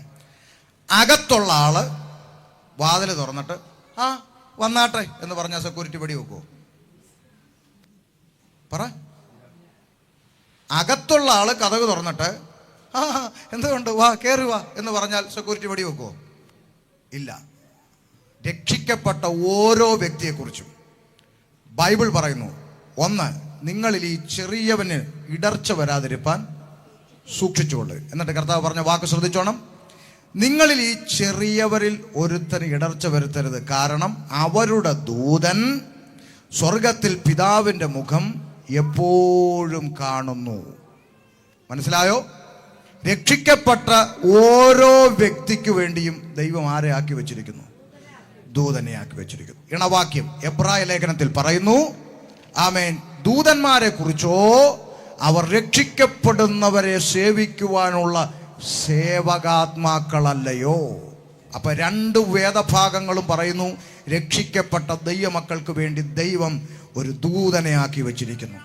ഈ ദൂതന്റെ സംരക്ഷണയിൽ നാം ജീവിക്കുമ്പോൾ ഒരു പിശാചും അതിക്രമിച്ച് നമ്മെ അറ്റാക്ക് ചെയ്യില്ല. പക്ഷെ ദൂതനെ മൗനമാക്കിക്കൊണ്ട് നമ്മൾ പിശാചിന് കസേരയിട്ട് വിളിച്ചു കയറ്റരുത്, ഇടം കൊടുക്കരുത്. മനസ്സിലായോ? അപ്പോൾ ജിജോ ബ്രദർ സ്ട്രോങ് ആയിട്ട് സെക്യൂരിറ്റിയെ വെച്ചിട്ട് പോയി. അപ്പോൾ അകത്ത് ഇരുന്ന ആള് വാതിൽ തുറന്നിട്ട് കയറി ഇരിക്കാൻ പറഞ്ഞു. ഒരാൾ കയറിയിരുന്നു. ഉടനെ സെക്യൂരിറ്റിക്കാരൻ വന്നിട്ട്, ഡോ ഇവിടെ ഇരിക്കാൻ പറ്റത്തില്ല, ഇറങ്ങി പോടോ എന്ന് പറഞ്ഞാൽ ആ ഇരിക്കുന്ന ആൾ ചോദിക്കും, അത് പറയാൻ താങ്കളാരാ? ഈ വീട്ടുകാരൻ വിളിച്ചിട്ടാ ഞാനിവിടെ ഇരിക്കുന്നത്. ഇനി പോണമെങ്കിൽ ആര് പറയണം? വീട്ടുകാരൻ പറയണം. നമ്മുടെ ജീവിതത്തിൽ കസേരയിട്ട് കയറ്റിയ പല ഇരുട്ടും പുറത്തു പോകണമെങ്കിൽ ഒരു പാസ്റ്റർമാരും ശാസിച്ചിട്ട് കാര്യമില്ല. നിന്റെ ജീവിതത്തിൻ്റെ അകത്തുനിന്ന് നീ തന്നെ അതിനെ ഇറക്കി വിടണം. നീ തന്നെ ഇറക്കി വിടണം. എൻ്റെ ജീവിതത്തിൽ ഈ പ്രവൃത്തിക്ക് സ്ഥാനമില്ല, എൻ്റെ ജീവിതത്തിൽ ഈ ഇടപാടുകൾക്ക് സ്ഥാനമില്ല, എൻ്റെ ജീവിതത്തിൽ ഈ പദങ്ങൾക്ക്, ഈ കാര്യങ്ങൾക്ക്, ഈ യാത്രകൾക്ക്, ഈ കാര്യങ്ങൾക്ക് എൻ്റെ ജീവിതത്തിൽ സ്ഥാനമില്ല. ഞാൻ ഇതുമായിട്ട് ബൈ പറയുകയാണ്. വീട്ടുകാരൻ ഇറക്കി വിടണം. പിശാചിന് ഇരിക്കാൻ കസേര ഇട്ട് കൊടുക്കരുത്. അതാ വേദപുസ്തകം പറയുന്നത്, പിശാചിന് ഇടം കൊടുക്കരുത്. അത് കൊടുക്കാത്തിടത്തോളം കാലം നിങ്ങൾ രക്ഷിക്കപ്പെട്ട് സ്നാനപ്പെട്ട ദൈവത്തിൻ്റെ കൃപയിൽ ജീവിക്കുന്നിടത്തോളം പിശാചിന് നിങ്ങളുടെ മേൽ ഒരു അധികാരവും ഇല്ല, ഒരു പിണ്ണാക്കും ചെയ്യാൻ സാധിക്കത്തില്ല. മനസ്സിലായോ? ഈ ധൈര്യത്തോടെ നിങ്ങളൊന്ന് ജീവിച്ചു നോക്കുക. എൻ്റെ ദൈവം എൻ്റെ കൂടെ ഉണ്ട്, പിശാച് എന്നെ ഒരു ചുക്കും ചെയ്യുകയില്ല എന്ന ധൈര്യത്തോടെ നിങ്ങളൊന്ന് ജീവിച്ചു നോക്കാം. പ്രൈസ് അല്ലാഹ്. അതുകൊണ്ട് പറയാണ്, പിശാചിന് ഇടം കൊടുക്കരുത് എന്ന് പറയുന്നു. എഫേസ്യ ലേഖനം 6:11 കൂടെ ഒന്ന് വായിച്ചാട്ടെ. പിശാചിന്റെ തന്ത്രങ്ങളോട് എതിർത്ത് നിൽപ്പാൻ കഴിയേണ്ടതിന് ദൈവത്തിന്റെ സർവായുധ വർഗം ധരിച്ചുകൊള്ളുവീൻ. അവൻ തന്ത്രങ്ങളുമായിട്ട് നിന്റെ അടുക്കൽ വരും. നിന്നെ കൃപയിൽ നിന്നും വീഴ്ത്തിക്കളഞ്ഞാലേ അവന് നിന്റെ മേൽ അധികാരമുള്ളൂ. അതുകൊണ്ട് ഒന്നാമത്തെ ലക്ഷ്യം, മനുഷ്യന്റെ തന്ത്രങ്ങളാലും ചതിയാലും കെണിയാലും പലവിധ ഉപായങ്ങളാലും നീ നിൽക്കുന്ന കൃപയെന്ന് നിന്നെ പിന്മാറ്റക്കാരനാക്കണം. നിന്നെ പിന്മാറ്റക്കാരനാക്കണം. എന്തിന്? നീ പിന്മാറ്റക്കാരനായി പോയാലേ പിശാചിന് നിന്റെ മേൽ ആധിപത്യം ചെലുത്താൻ സാധിക്കുകയുള്ളൂ. അതുകൊണ്ടാണ് നമ്മൾ പറയുന്നത്, ഒരിക്കലും ദൈവകൃപ വിട്ട് പിന്മാറിപ്പോകരുത്. ഈ കൃപയിൽ നിന്ന് നിന്നെ അകറ്റാൻ ആ പഴയ പാമ്പ് സകല തന്ത്രങ്ങളുമായി നിന്റെ അടുക്കൽ വരും. കൃപ വിട്ട് പോകരുത്. പോയാൽ വേദപുസ്തകം പറയുന്നു, ആമേൻ, ഛർദ്ദിച്ചത് തിരിച്ചു ഭക്ഷിക്കുന്ന നായ പോലെയും ആദ്യത്തേനേക്കാൾ ഒടുവിൽ അധികം വഷളായി പോയി കുളിച്ചിട്ട് ചെളിയിലേക്ക് വീണ്ടും പോകുന്ന പന്നിയെ പോലെയും. നോക്ക്, ചാകര കിട്ടിയപ്പോൾ ആ ചാകര വിട്ടേച്ച് കർത്താവിനെ അനുഗമിച്ച ആൾ ആര്? പത്രോസ്. പക്ഷെ കർത്താവ് ഉയർത്തെഴുന്നേറ്റ് കഴിഞ്ഞപ്പം പുള്ളി ഒരു ഡയലോഗ് പറഞ്ഞു, ഞാൻ പിന്നെ എന്ത് ചെയ്യാൻ പോവാ? മീൻ പിടിക്കാൻ പോവാ. നിങ്ങൾ ശ്രദ്ധിച്ചിട്ടുണ്ടോ ഒരു പദം? മീൻ പിടിക്കാൻ പിന്നെയും പോയപ്പോൾ കനലിൽ ചുട്ട അപ്പവും മീനുമായിട്ട് കരയിൽ ആര് വന്നു? കർത്താവ് വന്നു. അത് കർത്താവാന്ന് കണ്ടപ്പോൾ ഒരു പദം അവിടെ എഴുതിയിട്ടുണ്ട്. നിങ്ങൾ ശ്രദ്ധിച്ചിട്ടുണ്ടോ എന്ന് എനിക്ക് അറിഞ്ഞൂടാ. താൻ നഗ്നനാകെ കൊണ്ട് അങ്കിയെടുത്ത് അരയിൽ ചുറ്റി. വായിച്ചിട്ടുണ്ടോ അത്? ആമേൻ. വീണ്ടും പഴയ പണിക്ക് പോയപ്പോൾ ഉടുതുണിയില്ലായിരുന്നു. മനസ്സിലായോ? ഒരിക്കൽ അറിഞ്ഞ സത്യം വിട്ട് തിരിച്ചു പോയാൽ ഉടുതുണി പോലും ഇല്ലാത്ത അവസ്ഥയിൽ നീ നിലവിളിച്ചുകൊണ്ട് കർത്താവിൻ്റെ അടുക്ക മടങ്ങി വരും. അതുകൊണ്ട് അറിഞ്ഞ സത്യം വിട്ടും ദൈവകൃപ വിട്ടും ഒരിക്കലും പിന്മാറിപ്പോകരുത്. ഹല്ലേലൂയ. അപ്പോൾ ഭയപ്പെടരുത് എന്നുള്ളത് നമ്മൾ ചിന്തിച്ചു. ഇനി ആരെ ഭയപ്പെടണമെന്ന് 1-2 വാക്യം കൂടെ വായിച്ചേച്ച് നമുക്ക് പ്രാർത്ഥിക്കാം. വിശദീകരിക്കുന്നില്ല. ലൂക്കോസിന്റെ സുവിശേഷം 12-ാം അധ്യായം 5-ാം വാക്യം. ആരെ ഭയപ്പെടണമെന്ന് ഞാൻ നിങ്ങൾക്ക് കാണിച്ചു തരാം. ആരെ ഭയപ്പെടണമെന്ന് ഞാൻ കാണിച്ചു തരാം. കൊന്നിട്ട് നരകത്തിൽ തള്ളിക്കളവാൻ അധികാരമുള്ളവനെ ഭയപ്പെടുവീൻ. അതെ, അവനെ ഭയപ്പെടുവീൻ എന്ന് ഞാൻ നിങ്ങളോട് പറയുന്നു. ആരെ ഭയപ്പെടണം ദൈവമക്കളെ? കൊന്നിട്ട് നരകത്തിൽ എടുത്തിടാൻ കഴിവുള്ള ഒരാളുണ്ട്, അവനെ ഭയപ്പെടണം. പിശാചിനെ ഭയപ്പെടണ്ട. അയ്യോ, നിങ്ങളുടെ ഒരു ബന്ധനമുണ്ട്, പണ്ട് നിങ്ങളുടെ വീട്ടിൽ ഒരു ബന്ധനമാണ്, ഇതൊന്നും പറഞ്ഞ് കേട്ട് എന്ത് ചെയ്യണ്ട. ഞാൻ ഇപ്പോഴും ഓർക്കുക, സലാലയിൽ പോയ സമയത്ത് ഒരു ചെറുപ്പക്കാരൻ എൻ്റെ അടുക്ക വന്നു. പക്ഷേ ഒന്ന് പ്രാർത്ഥിക്കാൻ വന്ന. ഞാൻ പറയാം സന്തോഷം വാന്ന് പറഞ്ഞു. അപ്പോൾ നല്ല സൗന്ദര്യമുള്ള ഒരു യുവാവ്, നല്ലൊരു ചെറുപ്പക്കാരനാണ്. പക്ഷെ ഇവനെ കണ്ടാൽ ഒരു പ്രാകൃതനെ പോലെ ഇരിക്കുക. ആകെ വല്ലാത്തൊരു എന്തോ പറ്റിയ സഹോദരൻ, എന്താ പ്രാർത്ഥന വിഷയം? എൻ്റെ പൊന്നു ഭാഷയെ കുറേ വർഷമായി പ്രവാസ ജീവിതം. വലിയ ആഗ്രഹങ്ങളൊന്നുമില്ല, നാട്ടിലൊരു കടക്കാടം ഉണ്ടാവണം, അത്രയേ ഉള്ളൂ. അത് കഴിഞ്ഞാൽ ഭാര്യയും കുഞ്ഞുങ്ങളുമായിട്ട് അവിടെ പോയി സ്വസ്ഥമായിട്ട് ജീവിക്കാമെന്ന് വിചാരിക്കുക. അതിനാ നല്ല കാര്യം. അങ്ങനെ കൃപയാൽ പ്രാർത്ഥിച്ച് ഇത്രയും വർഷം ഈ മരുഭൂമിയെ കിടന്ന് അധ്വാനിച്ച് ഒരു വസ്തു മേടിച്ചു. ഓക്കെ. അവിടെ വീട് വെക്കാൻ വേണ്ടി ബാങ്കിൽ നിന്ന് എന്ത് ചെയ്തു? പ്രമാണം വെച്ച് ലോണും എടുത്തു. ഓക്കെ. വീട് പണിയാൻ വേണ്ടി ഒരു പാസ്റ്ററെ വസ്തുവിൽ പ്രാർത്ഥിക്കാൻ വേണ്ടി വിളിച്ചുകൊണ്ട് പോയി. ഉടനെ പാസ്റ്റർ പറഞ്ഞു, ഈ വസ്തുവിൽ എന്തുണ്ട്? ബന്ധനം തീർന്നില്ലേ? പണ്ടെങ്ങാണ്ട് ഈ പ്രോപ്പർട്ടിയിൽ ഹിന്ദുക്കളുടെ കയ്യിലിരുന്നു, അവരിവിടെ കോഴിയെ അറുത്തു, പലവിധമാകുന്ന മന്ത്രവാദങ്ങൾ നടത്തി, അങ്ങനെ പല ബന്ധനങ്ങളും ഇവിടെ ഉണ്ട്. അതുകൊണ്ട് ഈ ദൈവപൈതൽ അവിടെ എന്ത് ചെയ്യാൻ പാടില്ല? വീട് വെക്കാൻ പാടില്ല. കുഴഞ്ഞു. അവസാനം പുള്ളി എന്ത് ചെയ്തു? വിൽപ്പനയ്ക്കെന്ന് പറഞ്ഞ് ബോർഡ് വെച്ചു. ആരും ഒട്ട് മേടിക്കുന്നുമില്ല. ബാങ്കിൽ നിന്ന് എന്ത് ചെയ്തു? ലോൺ എടുത്തു. മാസം ഇതെന്ത് ചെയ്യണം? അടയ്ക്കുകയും വേണം. ആകെ ഭ്രാന്ത് പിടിച്ചവനെ പോലെ വന്നിരിക്കുക മുമ്പിൽ. ഞാൻ ആ മനുഷ്യനോട് പറഞ്ഞു, സഹോദരാ, വേദപുസ്തകത്തിൽ തല്ലാനുള്ള അനുവാദം ഉണ്ടായിരുന്നെങ്കിൽ നിന്റെ ചെവിക്ക് ഞാനിപ്പോൾ അടിച്ചേനെന്ന് പറഞ്ഞു. എന്നാ ഭാഷയെന്ന് ഞാൻ പറഞ്ഞു, എത്ര വർഷമായി ഈ പ്രവാസ ജീവിതത്തിൽ? 15 വർഷം. ഞാൻ ചോദിച്ചു, 15 വർഷം നീ താമസിച്ചത് ആരുടെ വീട്ടിലാ? നിങ്ങൾ പ്രവാസികളല്ലേ, നിങ്ങൾക്കറിയാലോ. ആരുടെ കെട്ടിടമൊക്കെ? അറബിയുടെ. അറബി ഏതാ ജാതി? ഉണ്ടെന്നില്ല ആരും. ഞാൻ ആ പശ്ചാത്തലത്തിൽ നിന്ന് വന്നവനാ. ഒരു കെട്ടിടം വെക്കുമ്പോൾ അതിൻ്റെ ഫൗണ്ടേഷനിൽ എന്തിടുമെന്ന് എനിക്കറിയാം. ഓരോ കോർണറിലും എന്ത് വെക്കുമെന്ന് എനിക്കറിയാം. എന്തെല്ലാം പരിപാടി ഒരു വീട് കെട്ടിപ്പൊങ്ങുന്നതിനിടയ്ക്ക് ചെയ്യുമെന്ന് എനിക്കറിയാം. ഇതെല്ലാം ചെയ്ത് വെച്ച് ഉണ്ടാക്കിയ കെട്ടിടത്തിൽ 15 വർഷം നീ ജീവിച്ചിട്ടും ഈ ഹൈവേ കൂടെ തേരാപ്പാര വണ്ടി ഓടിച്ചിട്ടും ഒരു പോറൽ വരാതെ നിന്നെ സൂക്ഷിച്ച ദൈവത്തിന് ഈ കടല് കടന്ന് അപ്പുറത്തോട്ട് പോകുമ്പോൾ കർത്താവ് പറയും, അയ്യോ അങ്ങോട്ട് എനിക്ക് വരാൻ പറ്റത്തില്ല, കേരളമല്ലേ, ഞാൻ അങ്ങോട്ട് വരത്തില്ല. ആണോ? ഇവിടെ 15 വർഷം കൺമണി പോലെ സൂക്ഷിച്ച ദൈവത്തിന് നിന്നെയും കുടുംബത്തെ അവിടെ സൂക്ഷിക്കാൻ പറ്റാത്തൊരു ദൈവത്തെയാണോ സേവിക്കുന്നത്? മര്യാദയ്ക്ക് പോയി പ്രാർത്ഥിച്ച് വീട് വെക്കാൻ പറഞ്ഞു. മനസ്സിലായോ? ദൈവത്തെ ഭയപ്പെടുക, പിശാചിനെ പേടിക്കരുത്. പിശാചിന് നമ്മുടെ മേലൊരു ചുക്കും ചെയ്യാൻ കഴിയില്ല. പക്ഷെ കൃപ നിൽക്കണം. കുരുത്തക്കേട് കാണിച്ചേച്ച് അടിമേടിച്ചാൽ, കാരണം കൊരിന്ത്യ ലേഖനത്തിൽ പറയുന്നുണ്ട്, അപ്പൻ്റെ ഭാര്യയെ വെച്ചുകൊള്ളുന്നവൻ സഭയിലിരിക്കുന്നു. മാനസാന്തരപ്പെടാൻ പറഞ്ഞിട്ട് മാനസാന്തരപ്പെടുന്നില്ല. അങ്ങനെയെങ്കിൽ അവനെ ജഡത്തിൽ ശിക്ഷ വിധിക്കേണ്ടതിന് വിട്ടുകൊടുത്തു. അത് വേറെ. മടങ്ങി വരാതിരുന്നാൽ ഏൽപ്പിച്ചു കൊടുക്കും. എന്തിനാ? ആത്മാവ് രക്ഷിക്കപ്പെടണം. അതുകൊണ്ട് ശരീരത്തിൽ 2 കൊട്ട് കിട്ടിയിട്ടെങ്കിലും ഇവൻ മടങ്ങി വരട്ടെന്ന് വിചാരിച്ച് ഏൽപ്പിച്ചു കൊടുക്കും. ആ തലത്തിലേക്കൊന്നും കൊണ്ട് എത്തിക്കാതെ കൃപയ്ക്കകത്ത് നിൽക്കുക. മനസ്സിലായോ? അപ്പൊ ആരെ ഭയപ്പെടണം? ദൈവത്തെ ഭയപ്പെടണം. പിന്നെന്ത് ഭയപ്പെടണം? അപ്പോസ്തലപ്രവൃത്തി 10:35 കൂടെ വായിച്ചോ, ഇടവാക്യം 10:35. ഇനി വാക്യങ്ങൾ മാത്രം പറഞ്ഞിട്ട് നിർത്തുക. അപ്പോൾ പത്രോസ് വായ തുറന്ന് പറഞ്ഞു തുടങ്ങിയത്, ദൈവത്തിന് മുഖപക്ഷമില്ല എന്നും ഏത് ജാതിയിലും അവനെ അഥവാ ദൈവത്തെ ഭയപ്പെട്ട് നീതി പ്രവർത്തിക്കുന്നവനെ ദൈവം അംഗീകരിക്കുന്നു അംഗീകരിക്കുന്നു എന്ന് ഞാൻ ഇപ്പോൾ യഥാർത്ഥമായി ഗ്രഹിക്കുന്നു. അപ്പൊ 2 വാക്യം ചേർത്ത് വെച്ചോ. ആരെ ഭയപ്പെടണം? അവനെ ഭയപ്പെടണം, ദൈവത്തെ ഭയപ്പെടണം, പിശാചിനെ ഭയപ്പെടരുത്. വീണ്ടും 2 കൊരിന്ത്യർ 7:1. പ്രിയമുള്ളവരെ, ഈ വാഗ്ദത്തങ്ങൾ നമുക്കുള്ളത് കൊണ്ട് നാം ആത്മാവിലെയും ജഡത്തിലെയും സകല കന്മഷവും നീക്കി നമ്മെ തന്നെ വെടിപ്പാക്കി ദൈവ ഭയത്തിൽ വിശുദ്ധിയെ തികച്ചുള്ളൂ. അപ്പം അടുത്തൊരു ഭയം വേണം, ജീവിത വിശുദ്ധിയിൽ ഭയപ്പെട്ടോണം. ഞാൻ വിശുദ്ധ ജീവിതത്തിലാണോ മുന്നോട്ട് പോകുന്നത് എന്നുള്ള ഭയം എപ്പോഴും നമ്മളെ ഭരിക്കണം. പിശാചിനെ പേടിക്കണ്ട, നമ്മുടെ ജീവിതത്തെ ഭയപ്പെടണം. കാരണം നമ്മുടെ ജീവിതമാണ് ആരാധന. നമ്മുടെ ജീവിതമാണ് ആരാധന. ഞായറാഴ്ച വന്ന് നമ്മൾ 2 പാട്ട് പാടുന്നതല്ല ആരാധന. നാം വിശുദ്ധ ജീവിതം നയിക്കുന്നതാണ് ദൈവത്തിന് പ്രസാദമുള്ള ആരാധന. നമ്മൾ ഈ വെള്ളിയാഴ്ച വന്ന് ചെയ്യുന്ന എന്താ?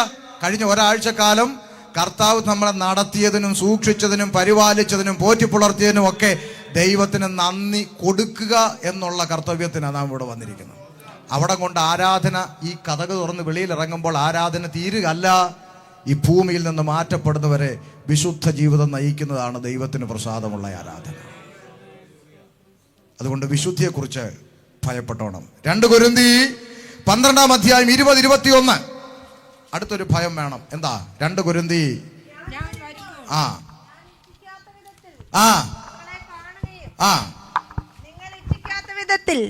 എന്നെ കാണുകയും ചെയ്യുമോ എന്നും, പിണക്കം, ഈർഷ്യ, ക്രോധം, ശാഠ്യം, ഏഷണി, കുശുകുശുപ്പ്, നിഗളം, കലഹം എന്നിവ ഉണ്ടാകുമോ എന്നും. ഞാൻ വീണ്ടും വരുമ്പോൾ എന്റെ ദൈവം എന്നെ നിങ്ങളുടെ ഇടയിൽ താഴ്ത്തുവാനും പാപം ചെയ്തിട്ട് തങ്ങൾ പ്രവർത്തിച്ച അശുദ്ധി, ദുർനടപ്പ്, ദുഷ്കാമം എന്നിവയെ കുറിച്ച് മാനസാന്തരപ്പെടാത്ത പലരെയും ചൊല്ലി ഖേദിപ്പാനും സംഗതി വരുമോ എന്ന് ഞാൻ ഭയപ്പെടുന്നു. അപ്പൊ അടുത്തൊരു ഭയം നമുക്കുണ്ടാകണം. എന്താ? മാനസാന്തരം ഉണ്ടാകുന്നില്ലെങ്കിൽ ഭയപ്പെടണം.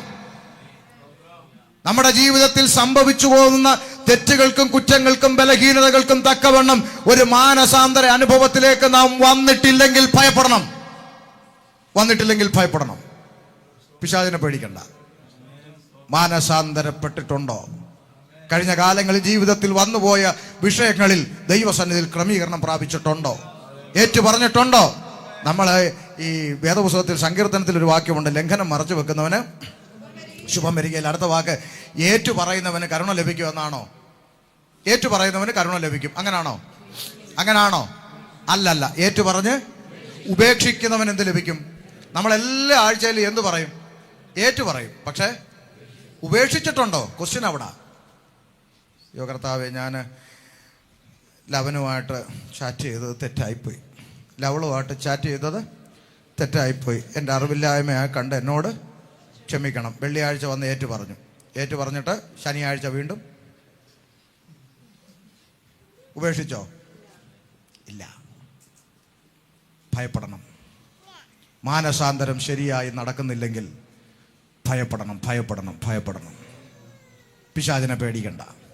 ഗലാത്യലേഖനം 4:11 പൗലോസ് ഭയപ്പെടുന്നു. നിങ്ങൾ ദിവസം, നമ്മൾ എടുത്തതാ, അതുകൊണ്ട് അത് എടുക്കണ്ട. ദിവസങ്ങളും മാസങ്ങളും കാലങ്ങളും ആണ്ടുകളും പ്രമാണിക്കുന്നു, ഞാൻ നിങ്ങൾക്ക് വേണ്ടി അധ്വാനിച്ചത് വെറുതെ ആയോ എന്ന് ഞാൻ.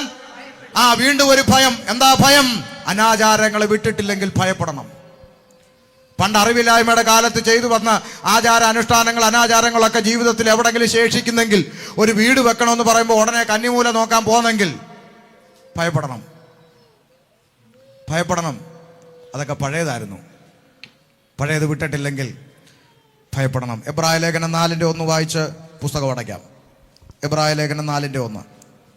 ഇനി കൂടുതൽ പറഞ്ഞ് നിങ്ങളെ ഞാൻ ഭയപ്പെടുത്തുന്നില്ല. വായിച്ചു. എബ്രായർ 4:1. നിങ്ങളുടെ അവയവങ്ങളിൽ പോരാടുന്ന ഭോഗേച്ഛകളിൽ നിന്നല്ലയോ? അല്ലല്ലോ.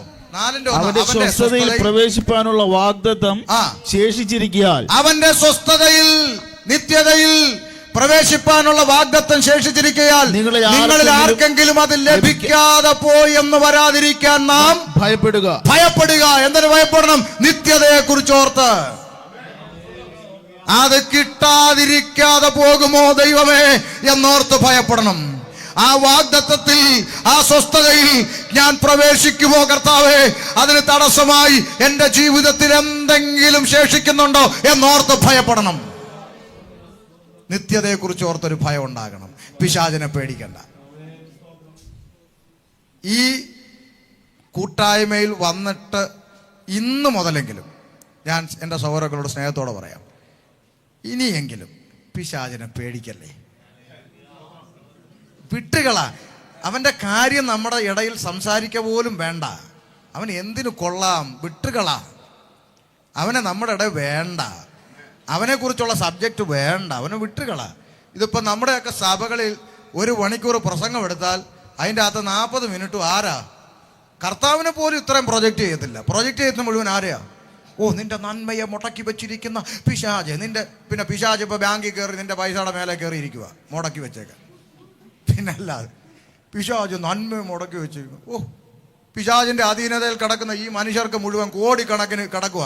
അപ്പോഴവൻ നിന്റെ ഒരു കെട്ട് പണത്തിന്റെ മേലെ കയറിയിരിക്കുന്നത്. പിശാചിനെ ഭയപ്പെടല്ലേ ദൈവമക്കളെ. നമ്മുടെ ദൈവത്തെ ഒന്ന് ഭയപ്പെട, നമ്മുടെ കർത്താവിനെ ഒന്ന് ഭയപ്പെട, നിത്യതയോർത്തൊന്ന് ഭയപ്പെട. മാനസാന്തരം ഉണ്ടാകുന്നില്ലെങ്കിൽ ഒന്ന് ഭയപ്പെട. എന്ത് ഭയപ്പെടരുത്, എന്ത് ഭയപ്പെടണം, ഇത് നമ്മൾ ശാന്തമായി കേട്ടു. ദൈവത്തെ ഭയപ്പെടാം. കണ്ണുകൾ അടയ്ക്കാം.